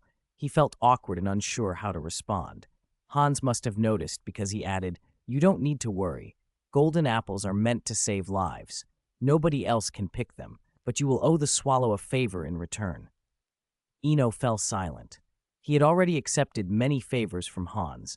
The divining dice had seen him through hard times, but he suspected there was always a reason behind kindness. Carrying the doubt, he accepted the fish Hans handed him. 7 days passed, as if in a breath. On the morning of the 7th day, while fishermen sailed out, Eno picked up his accordion. He'd planned to go into town with Hans to play and earn some money. But Hans sat unmoving beneath the fig tree. Professor, Eno whispered. Shh, look. Hans hushed him, pointing toward the horizon. A sheen of gold brightened the sky, and in an instant a swallow appeared, gliding toward them with a golden apple nearly the size of her body clasped in her beak. She landed nearby, setting the apple down. Her voice, when she spoke, was clear and girlish. Are you the ones who want the golden apple, Mr. Black Swan? The name Black Swan froze Eno for a moment. The swallow fluttered, seeming impatient. What, you don't want it? Then I'll take it back. Don't go. I want it, Eno said quickly on Hans's behalf. Hey, easy, the swallow laughed. I'll give you the apple, but you must help me care for a little duck. No, she's really a swan like me, but she's very pitiable right now. Eno took the golden apple. Meanwhile, far away in Hogwarts's great hall, a farewell banquet was winding down. The goblet of fire had gone out, and Beauxbatons and Durmstrang would depart in the morning. Hermione had been drifting in the hall, waiting, having been told it would be soon. She'd waited a whole week and had come to understand the limitations of a ghost. She could watch the feast but not partake. She longed for a glass of honeyed lemonade, the sweet tart scent making her mouth ache. Suddenly, the hall fell quiet. Everyone, even the professors at the high table, stared at her. Hermione raised her hand, and her pale fingers no longer looked like lifeless pearl. They glowed with golden light. The radiance spread until her whole body shone, brilliant, warm, gentle. She felt herself becoming lighter as sensation flowed back. She smelled the sea breeze and the sweetness of the castle cakes. Under the eyes of everyone present, Hermione rose, growing brighter and brighter, a golden comet sailing up into the night sky. Xiaodi's share today, blood pact, definition. A blood pact is a deep, complex magical bond, more than a simple oath. It is anchored in blood and emotion and emphasizes a mutual prohibition against harming the other party. Essentially, the two bonded cannot attack one another. Characteristics. The consequences of breaking a blood pact are not always explicitly stated, but such a pact typically prevents direct harm between the parties. A blood pact has a token that represents it. The token can be destroyed, though doing so may cause physical or mental harm during the process.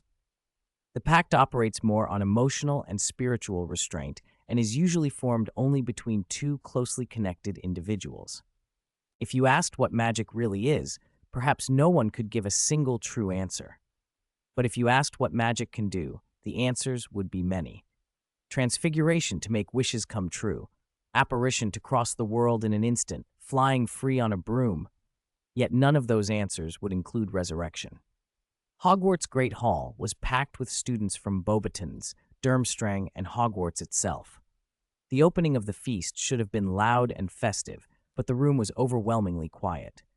Under everyone's eyes, Hermione Granger's ghost turned gold, an intense, radiant light like a tiny rising sun that outshone the floating candles. Bathed in that glow, everyone felt an odd, aching joy. And then Hermione's figure ascended, growing smaller until she was a golden speck against the night. The silence broke as if someone had pulled a cord. A ghost changing color and flying away was something even many of the older professors had never seen, and the expressions at the staff table were mixed. Professor McGonagall choked back a sob. Professor Flitwick looked thoughtful, and Snape and Dumbledore stared upward as if they could reach out and touch the sky. If the professors were affected, imagine the students. Those who had known Hermione casually talked in low, astonished voices. Her close friends, like Ginny, burst into tears. Nearly headless Nick hovered nearby, and with a note of envious admiration, kept repeating, "She was very brave. She moved on, even if she was only a ghost for a week. She was very brave. She moved on." As a centuries-old resident spirit of Gryffindor, Nick spoke with a mixture of awe and longing. Ghosts knew that disappearance came when the living let go of their regrets and found the courage to move on. Other ghosts in the castle agreed, and as they explained what had happened, many in the hall silently sent their blessings to Hermione. It was the kind of thing people would remember and retell for years. Stories grow by being told.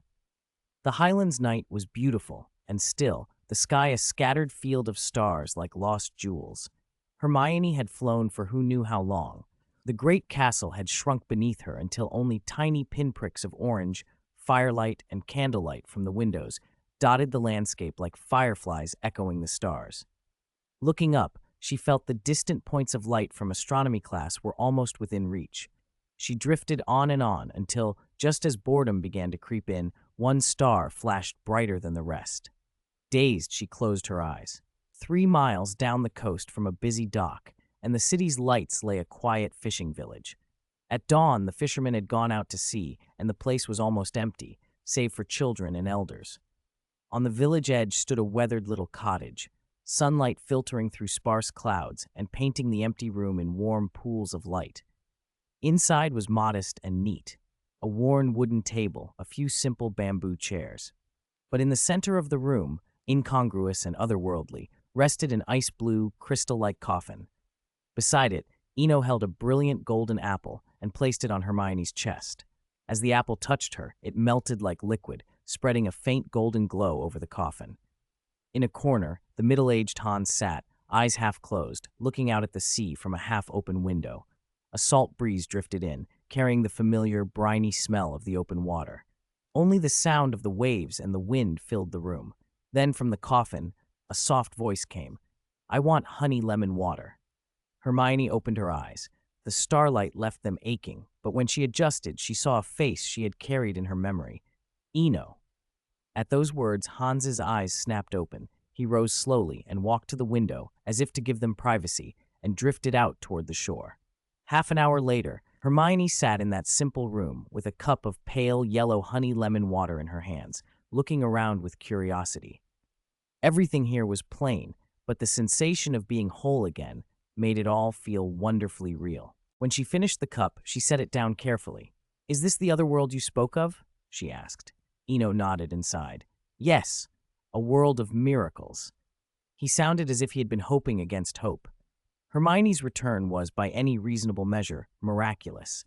A golden apple brought by a swallow had undone the one problem the magical world had never solved. To her, it felt like a miracle, too. No one could understand the weight of being a ghost better than she did. The first days might have been novelty. The rest was a slow, endless torment. Wandering the castle, watching life go on without you, it was loneliness like a physical ache.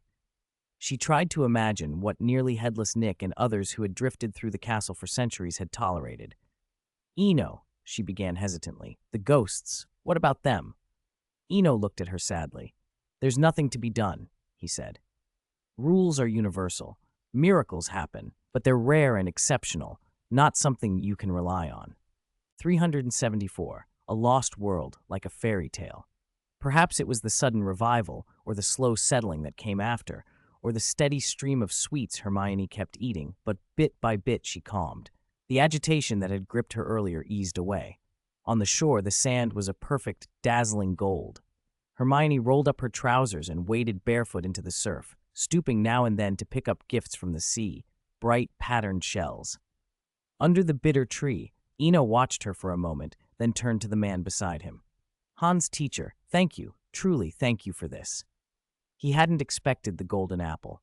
He had only come to ask about the ice flower. In the end, he hadn't even needed it. The middle-aged Hans shrugged with the same reserved calm he always carried. It's nothing. Some things are fated, he said simply. Eno was used to such pronouncements from a professional bard and diviner. Hans always spoke as if he were naming the weather. Still, Eno had come with real questions and felt a prick of urgency. He had the uneasy sense that if he let this chance slip, he might never see Hans again.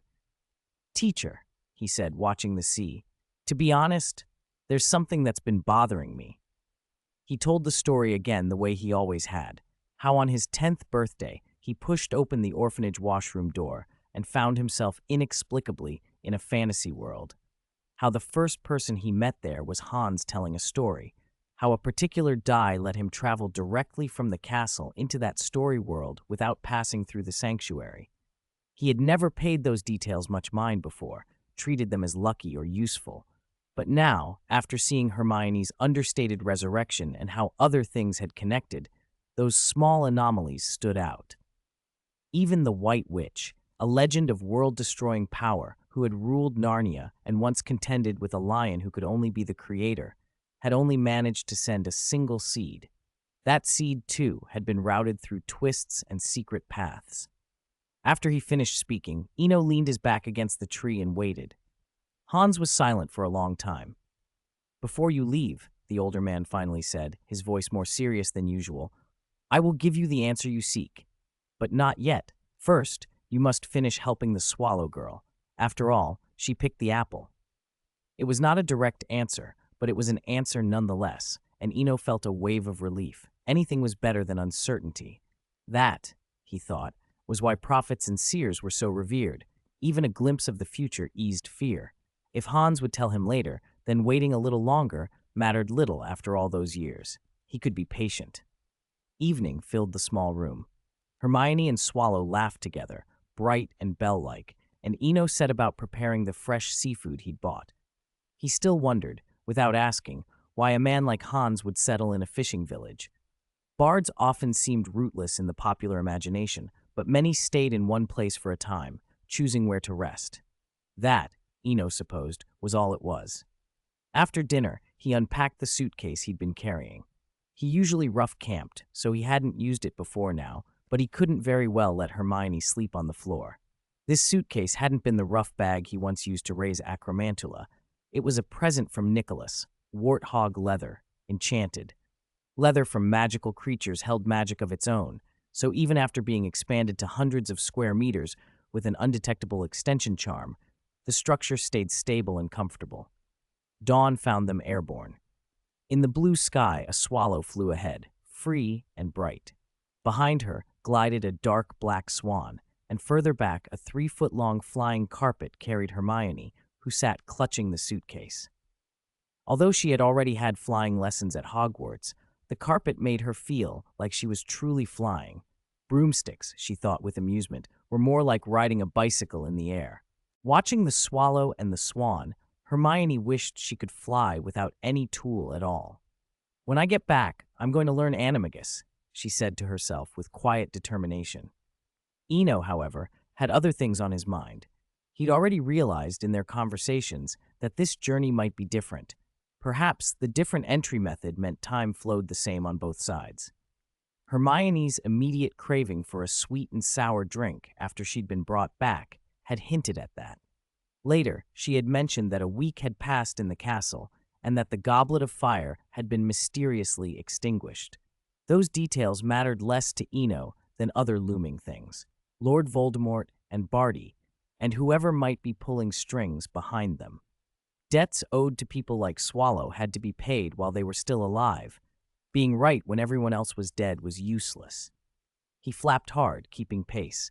The black swan was no slouch. She could reach 100 kilometers an hour. The Swallow was exceptional, capable of up to 350. The flying carpet they'd bought during the World Cup behaved more like a fast broom, designed for one rider, no magical, unfolding crowd carrier like the stories in 1001 Nights. Still, at full speed they crossed city after city, mountain after mountain, the hours blurring. As dusk approached, the Swallow eased up, and they slowed.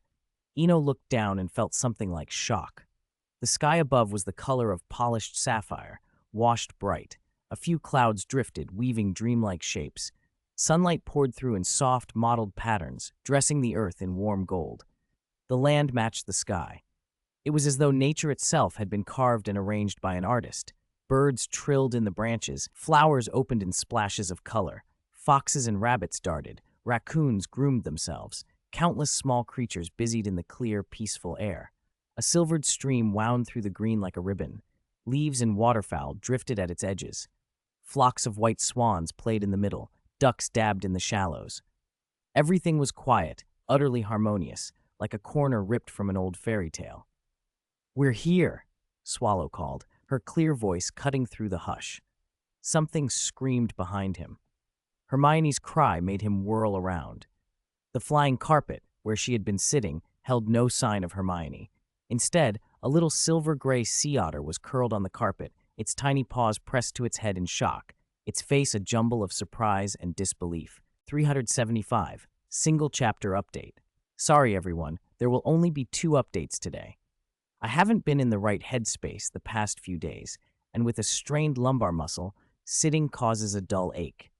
The recent plot twists have left some friends dissatisfied, and Xiaodi sincerely apologizes to subscribed readers.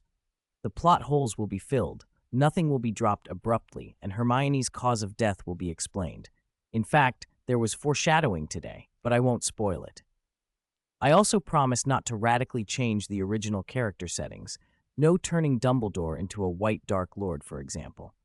The castle is still the castle, the fairy tale is still the fairy tale, and the story is still the story.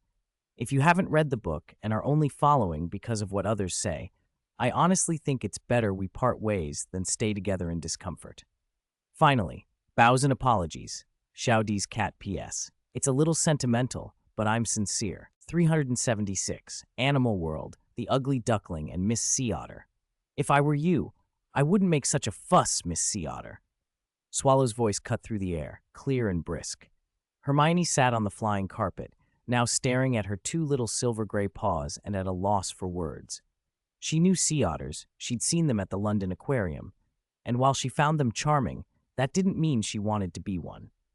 If she had to be an animal, her eyes drifted involuntarily to the elegant, pure white swans on the river.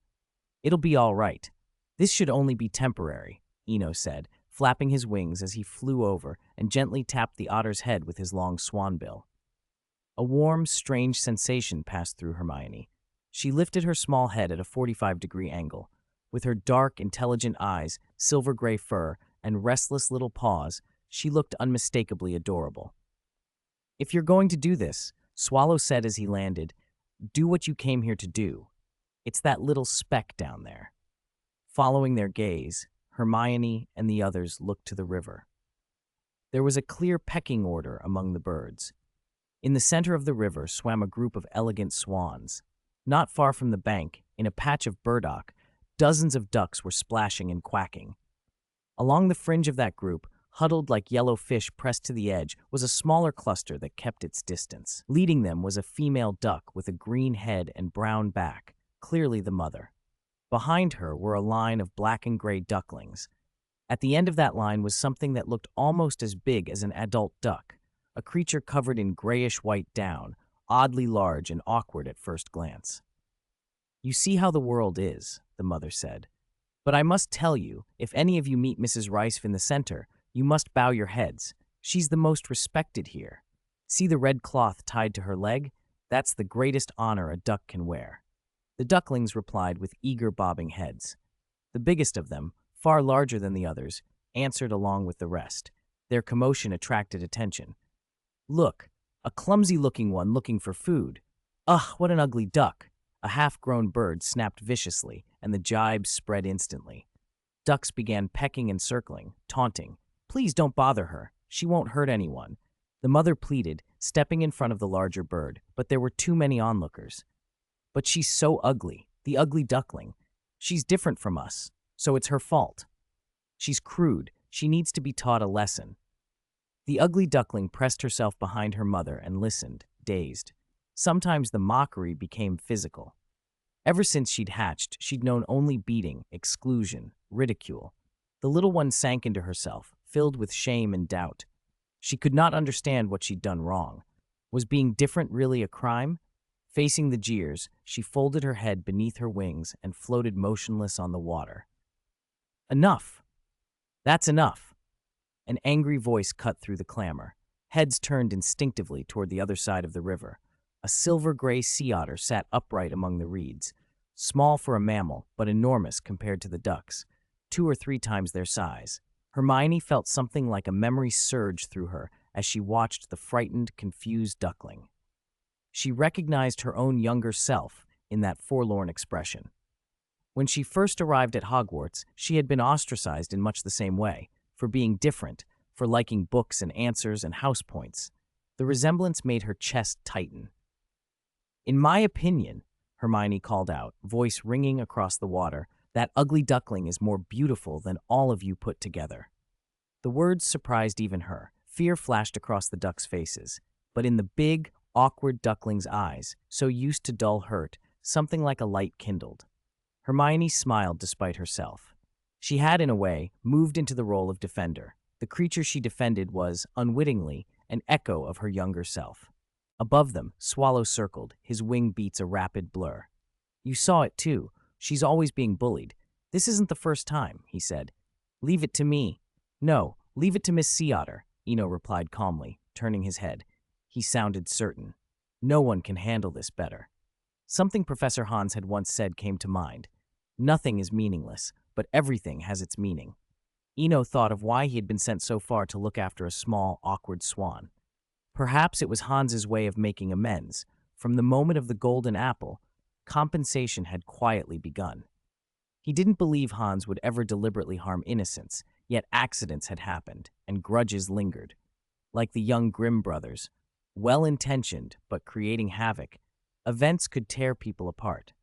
If the endings in the old tales hadn't been pre-written, who knew whether some of them would have survived at all? Under the clear blue, a black swan glided into view, hanging in the air to watch the scene below. The sea otter had not simply given a speech, she had acted. Waving her little paws, Hermione had charged into the middle of the duck flock, trying to protect the big, lonely duckling. She had the advantage of size, but she had to guard the frightened bird and contend with the overwhelming numbers. More importantly, she was not yet comfortable in her otter body. She fought fiercely. Once, twice, 3 times she charged, only to be pecked and harried back. The Gryffindor courage in her shone through, brave, stubborn, but against a mob, bravery alone would not be enough. The sea otter's movements took on a fierce, nascent grace. She looked for a moment like a young lioness on her first hunt, testing her strength against a pack of hyenas. But being alone is being alone. More ducks joined the fray, and Hermione began to be pushed back. Eno knew it was time. The 3-foot black swan beat his wings and descended. His dark feathers caught the sun and seemed to hold colors within the black, a gleaming, iridescent black, alive with light. Animal vision differed from human sight. To them, the bird was a bright, commanding presence. As the black swan moved in, the dynamics on the riverbank shifted. The mob faltered, and Hermione, battered and breathing hard, braced to see what would happen next. 377. As time goes by, Hermione changes night slid over the river. A bright moon hung high, laying a soft, silver veil across the water and lending the surface a dreamlike hush. A cool breeze carried the mingled scents of reeds, burdock, morning glories, and countless cosmos. Along the banks, the plants swayed and rustled, a gentle, natural symphony. Beneath a dense stand of reeds, an elegant black swan lay curled on a haystack, and beside him slept a silver-gray sea otter miss with plush fur. Hermione lay there, warmed by the swan's body close against hers. Her eyes were closed, but her mind turned over the last few days, the hours before her death, the strange hollow between, and then her rebirth, scene after scene that still felt unreal. Only today, after a furious quarrel and even a scuffle with the ducks, did she feel anything like certainty, the blunt, undeniable sense of being alive. The sea otter Miss reached out a small paw and stroked the swan's feathers. Slowly, she dozed off. At dawn, the sun rose, spilling warm, golden light over the magical world.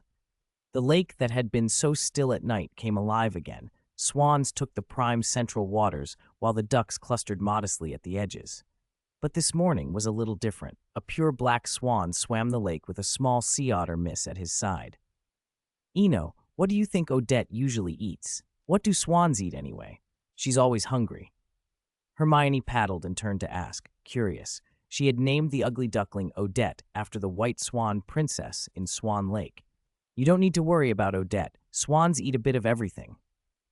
A pleasant, graceful female voice answered. Hermione looked up to see an exceptionally beautiful white swan. Her feathers were like snow, her beak a bright bloom of red, her neck curved with proud elegance. "Oh, I'm sorry. I didn't mean to eavesdrop," the white swan said. "I heard yesterday that a handsome black swan had come to this river. I wanted to see for myself." "And hello to you, sea otter Miss," she added, noticing Hermione for the first time. "I hope I haven't startled you." Hermione bristled a little. "I'm not angry, but I don't like being disturbed." She glanced back at Eno. The sea otter Miss cocked her head cutely. Eno spread a wing and ruffled Hermione's head. Then the two of them turned and drifted toward the farther bank. "We're omnivores," the white swan went on. "We eat small fish and clams, but also water plants and berries. Then let's go ashore and pick some fruit for Odette." Hermione's eyes brightened as she stared toward the lush forest along the bank. "Good," Eno agreed. He wanted to meet the forest folk, too. Andersen's fairy tales seemed to drift through the thought, stories of ugly ducklings and kind swans, of elder mothers and nightingales, of true phoenixes. Swans carried a special weight in those tales, proud but never cruel. Even when the ugly duckling first met the swans, he was urged to go on his way with kindness rather than scorn. In life, swans grew slowly. Depending on species, they took 1.5 to 2 years to mature. But time itself felt light and soft in this peaceful animal world. When Miss Autumn Cicada and Mr. Cricket began to play together, every animal knew summer was slipping away. Autumn came. The forest path was no longer green. Fallen leaves made a golden carpet that sighed and crunched underfoot. Maples looked like flames, and ginkgo trees turned the color of coin. Only the pines and cypresses stood evergreen. Hermione spent afternoons with the squirrels, sharing the nuts they gathered, her presence a small, charming oddity that nonetheless seemed perfectly natural. Eno watched her quietly. They had been living in the forest for more than half a year now, from spring's riot of flowers to this harvest-bright autumn. The life here had a gentle pull. It was precisely what Teacher Hans had intended. Coming to this place had helped Hermione, and it had helped Eno too. For months, Eno had lived like a swan. He had not used magic. He hadn't even opened the undetectable extension handbag he kept tucked away. Yet his innate power had not withered. If anything, it had grown clearer and steadier, refined by the slow rhythms of forest life. He smiled more than he used to. The frosty temperament once brought by his ice magic seemed to have thawed. That change didn't weaken his bloodline. If anything, his magic had been purified and increased. He raised his head to the washed blue sky and wondered, very quietly, if he could summon winter not by force but by wish, a true descending winter, not the weather twisted by raw magic. Still daydreaming and smiling? Come on, let's move. With these nuts, we won't starve this winter. Hermione bounded off a low stump and patted the swan who had been staring into the sky. "Oh, right. Odette's getting bigger, too," she chattered as they walked down the forest path, a package of leaves tied on her back that jingled and bulged with the squirrel's haul. Eno felt a small, familiar tug at the sound. It reminded him of the broken wind chimes he'd once tied to his canvas bag when he set up a fortune-telling stall at the primary school gate. An odd little charm that had made the bag seem more alive. There's another chapter. Around 9 in the evening, everything will be explained clearly. Xiao Di is currently working hard on revisions. The silent, cold winter had arrived. The river that had once rippled like silver lay rimed with ice and draped in snow. By the bank, in a hollow sheltered by the trunk of a great tree, the little sea otter burrowed herself under the black swan's wing. The swan's real velvet feathers were soft and warm. The otter narrowed her eyes against the comfort. After a long while, she spoke. "Eno, I don't want to go back." Hermione's voice was small and wistful.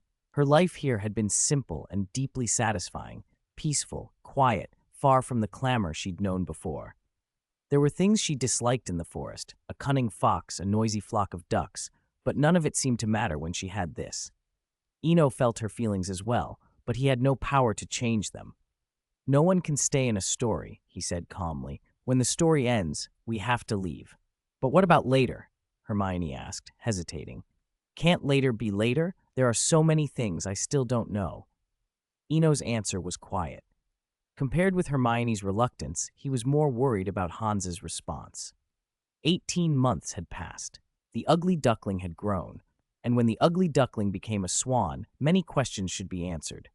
As he spoke, Hermione stopped pressing the matter. After a year and a half of solitude, she'd learned patience, and when someone simply could not decide, she tended to accept it. Conversation dwindled, and the little hollow fell back into silence. Only the wind outside made music across the empty river. Someone once said that winter's coming means spring is not far behind. When the snow melted and shoots pushed through the earth, another year began. The forest filled with blossoms again, and the sky washed a clear, bright blue. 2 swans flew side by side, one black and one white. Miraculously, on the back of the black swan sat a 1.5-foot tall sea otter. A small suitcase was tied to the otter's back with 2 ropes. From a distance, she looked like a child with a satchel. "Odette, go back! You don't have to see us off. The world ahead isn't yours," Hermione called to the white swan. "Will we ever meet again?" Odette, the swan who had once been the ugly duckling, asked, voice threaded with sorrow. "I don't know," Hermione replied, "but I will never forget you." Eno kept flying in silence, like a steady coachman. He, too, had no ready words. For a year and a half, the ugly duckling had been raised almost entirely by Hermione, from feeding and comforting the chick to guiding it through its early life. Whenever the ugly duckling was bullied, Hermione would swing the otter's little paws at the offenders.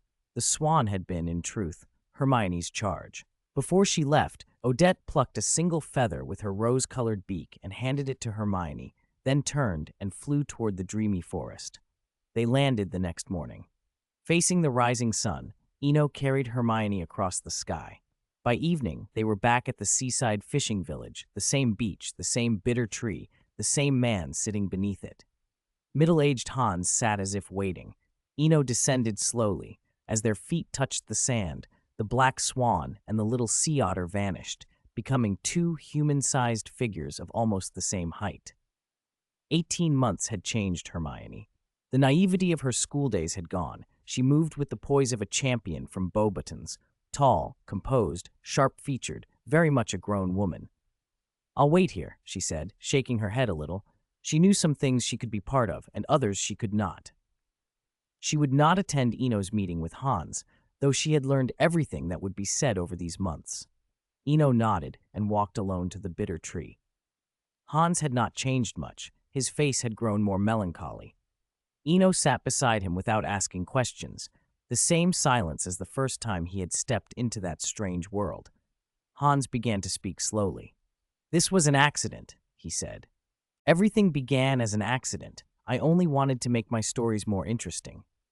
He reached into his cloth pouch and produced a roughly bound book. "Look, all the answers you seek are in here." Eno had his suspicions, but he took the book anyway. The paper was coarse, like palm leaves. Opening it revealed content written alternately in red and blue ink. Familiar names and well-known tales. This was an early version of Hans's stories. As Eno turned the pages, he noticed a pattern. Red ink marked turning points. The blue ink filled in most of the narrative. The ugly duckling entry, for example, had only 3 red notes, where the swan egg ended up in the duck's nest, where the duckling was bullied, and where it became a swan. Dozens of stories, some long, some short, reached their ends quickly. But when he flipped to the later pages, his suspicion deepened. A longer tale began. A small boy pushed open a bathroom door and entered a magical world. The opening was fine, about an orphaned boy fleeing an orphanage and the fantastical adventures that followed. That, in itself, was nothing startling. What shocked Eno were the blank spaces that came after Old John the Shoemaker, gaps filled with snowflake-like symbols, intricate runes, and strange characters from Greek myth. On the last pages, the red ink reappeared, for the first time clustering on a single page. The grown-up small boy returned to his original place, the red text read.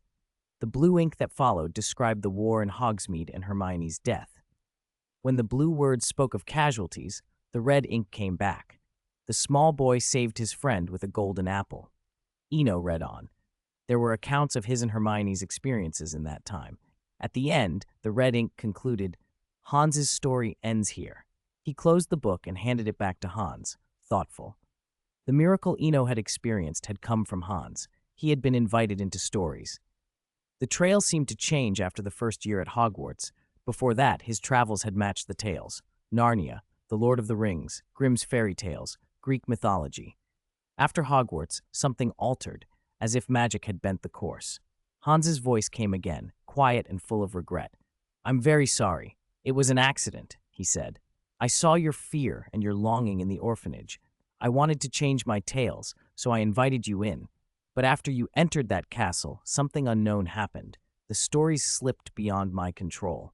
He sounded tired in a way that went beyond mere age. Eno felt it. Hans had the weary air of a bard who had completed his long song. I couldn't see everything you lived through, so I intended to call you back to prevent worse accidents. In fact, the accident still came. Eno interrupted. Yes, Hans breathed. But fortunately, the ending wasn't bad. While I still could, I altered the story. Eno listened as if to a story's final lines, the air after the last bow. Teacher, listen to me, Hans said. Do you remember what I told you when you first arrived? From the unspoken bond between master and student, Eno thought a moment and then answered. The words recalled like a charm. Years may wrinkle the skin, but to give up enthusiasm wrinkles the soul. Yes, I am not afraid of time, Hans said, looking out over the heaving sea. I've only lost my first enthusiasm. Perhaps the moment I invited you, my story was set to finish. Hans's gaze carried an age beyond his years. He reached into his pocket and tore open the book, and the page that came away was the one where the small boy pushed open the bathroom door. As a bard, I can only give you stories, Hans said softly. And of course, the story's pen. He pulled out a short chestnut wood branch, sharpened at one end, a pen. Then he looked at Eno, and with a half-smile, patted the winged harp at his waist. This harp is for you. Don't think I didn't know you'd been playing it secretly.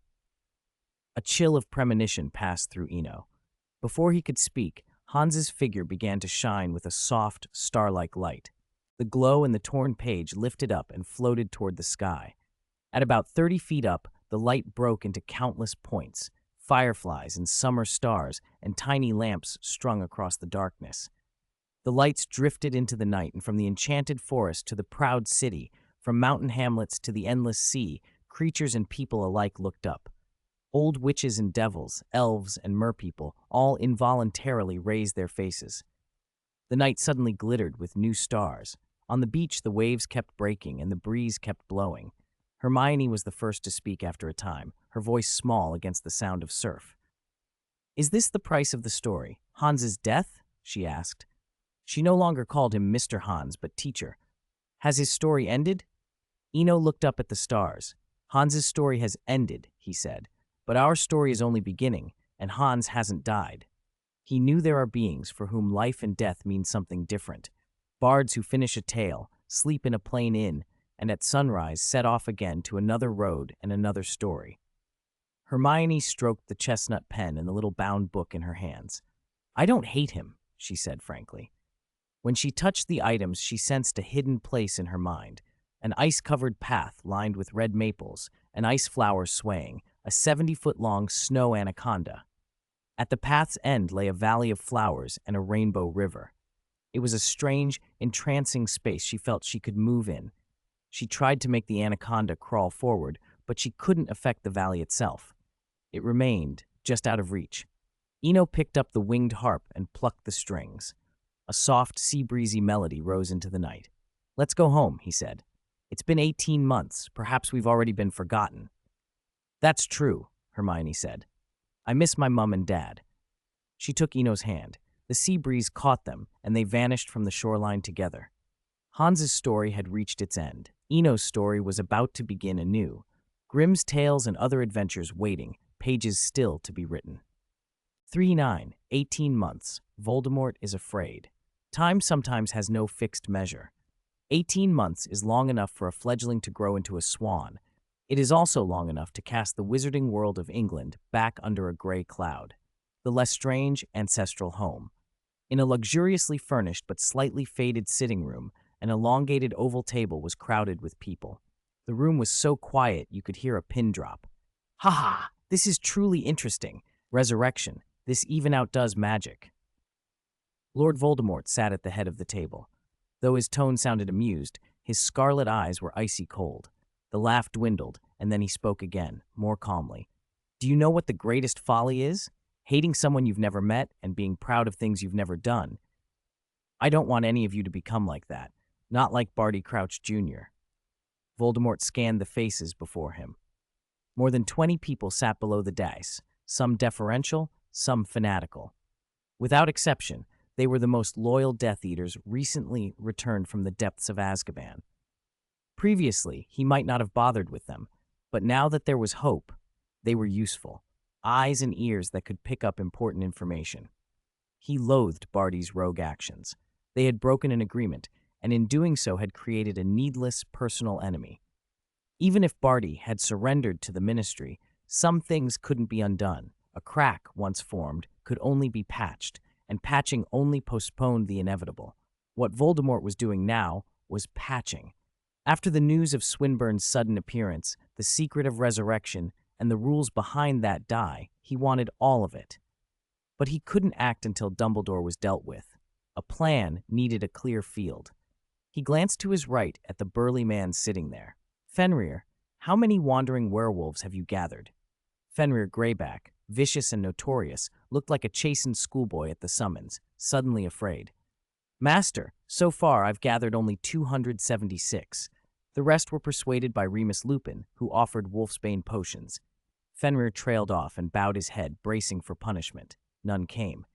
Instead, Voldemort's voice was almost comforting. 276? That's enough. My dear professor always looks at the big picture. Let his picture collapse into chaos. Let these werewolves begin to raid muggles. They don't need spectacular results, but they cannot lie idle. The calmness of those words made them colder than any shout. Around the table, only Bellatrix, Goyle, and a few others showed open approval. Fenrir's face drained, and even Lucius Malfoy's expression shifted. Fenrir thought of the packs he had painstakingly gathered becoming expendable pawns. He pictured his own head on the chopping block one day. Lucius saw a worse consequence. Attacks on muggles would violate the International Statute of Secrecy. If the statute were broken, it would be no longer a private matter for witches and wizards. Voldemort sat back, watching. They were all practiced at hiding what they felt, but inward thoughts rarely matched outward composure. He didn't care about their private fears so long as his orders were obeyed. That's all for today. Fenrir and Lucius remain. The meeting broke up. The Lestrange house emptied and sank into silence. "Lucius," Voldemort's voice called again, slow and deliberate. "Your Malfoy insight is as sharp as ever. It makes me almost envious." "Master, Lucius rose, eager to show devotion. "Don't be nervous. Sit." Voldemort waved him down. "I did not call you to judge you. Take this letter to Swinburne. Although Barty has surrendered, there are explanations that must be had." Lucius felt a surge of relief at that calm tone. There was helplessness mixed with it, but also a rare piece of reassurance. Voldemort's helplessness was real. If the other side allied with Dumbledore, Voldemort might not win. His relief came from learning he did not have to watch alone anymore. Ever since Swinburne vanished from Hogwarts, Voldemort had been on edge for 18 months. A Slytherin snake is dangerous because it waits in the shadows to strike. These returned Death Eaters were better than a lone vigil. Lucius left carrying a letter that felt heavier than its weight.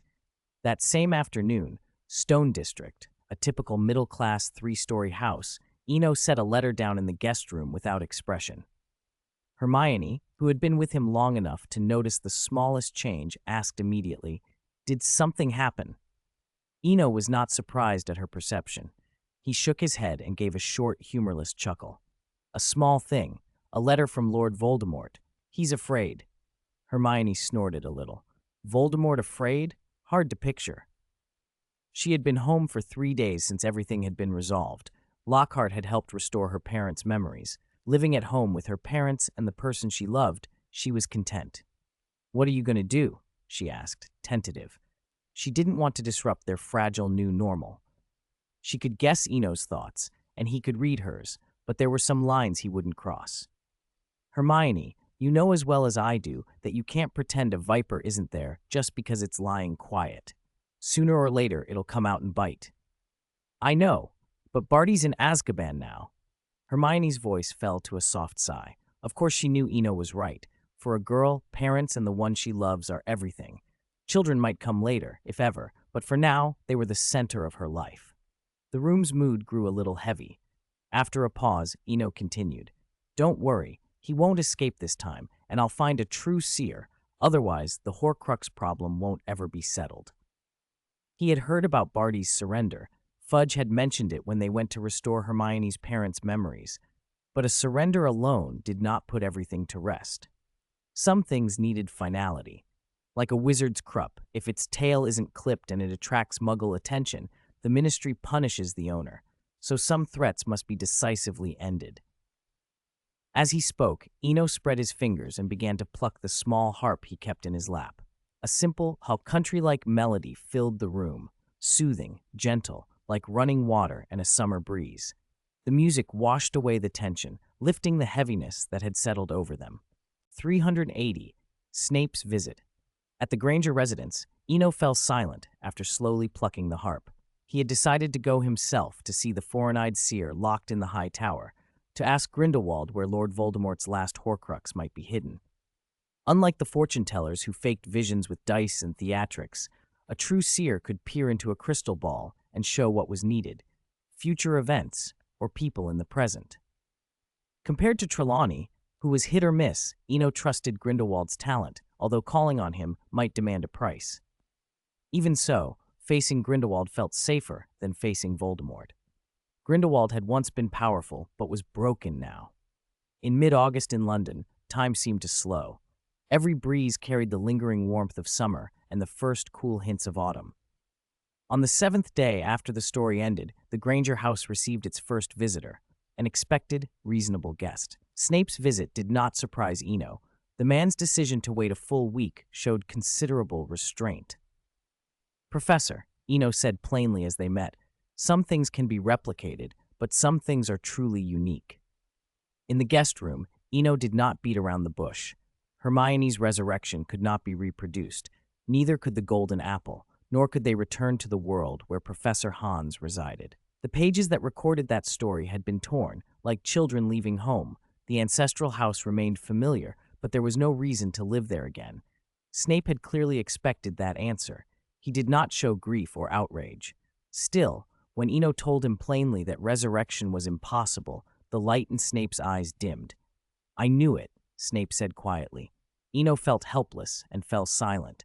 He still possessed an ice flower, unused, but whether such an object could restore someone who had been dead more than 10 years, even whose bones had decayed, was unknown.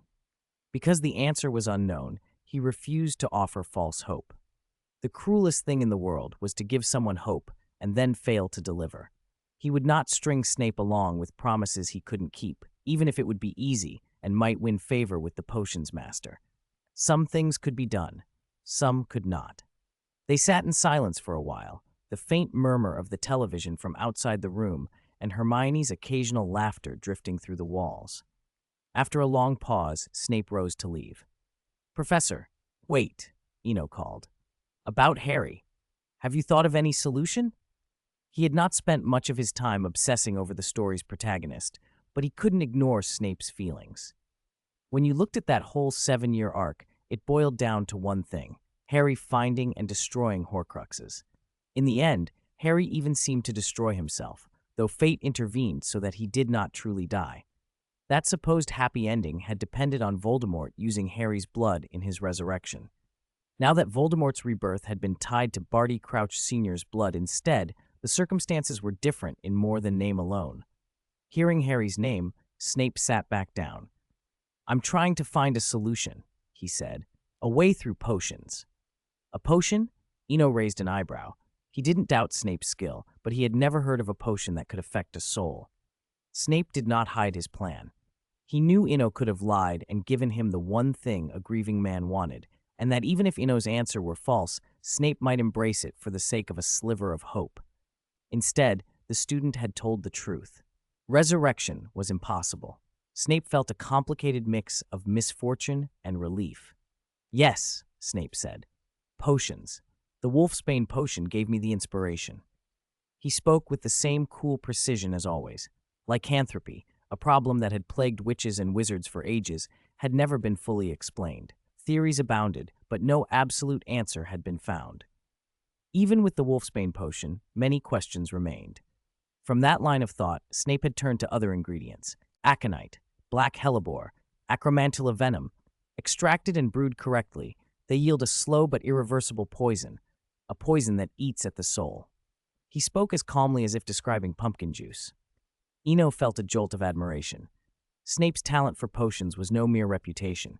To be inspired by the Wolfsbane potion and conceive a brew that damaged the soul itself, slowly, irreversibly, was the kind of cold, precise thinking that only a master could produce. If Snape was right, it might be the most stable method, to draw out a Horcrux's fragment and make sure it could never overpower Harry again. What surprised Eno most was how Snape knew the potion's effects. Such an idea could not be tested casually, not by uncorking a vial or waving a revealing charm. But Eno did not press for more. Everyone guarded some secrets. Snape had not asked about the resurrection either. For now, having an answer was enough. Harry's problem had a direction. They would not repeat the mistake of striking a snake only to let it bite back. When he mentioned fate and irony, Eno couldn't help the thought that it was almost poetic. Voldemort, who preached blood purity, would find his destiny turned in a Muggle household. Late August found them in Austria. The country's temperate, forested climate had already cooled to about 10 degrees Celsius, refreshing and crisp. For Muggles, Austria offered Schönbrunn Palace and old Roman grandeur. For wizards, it held darker monuments. Many elderly witches and wizards never forgot the castle in the hills, Nurmengard. About 20 kilometers from the prison, the small town of Alpbach welcomed a young man and woman that afternoon. Time had changed them not only in temperament, but in appearance. Hermione wore a silver-gray tracksuit and white sneakers, an outfit that made her tall frame look athletic and sure.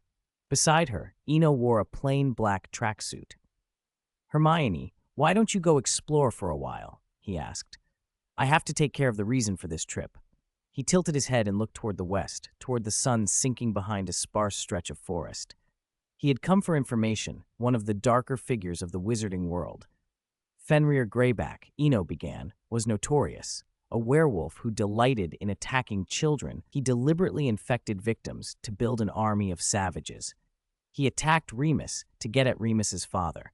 He'd been used by Malfoy to threaten Borgin, and during the Battle of the Astronomy Tower, he had bitten Bill Weasley even when he was not fully transformed. The name brought a coldness with it, a reminder that there were terrors no potion could simply fix.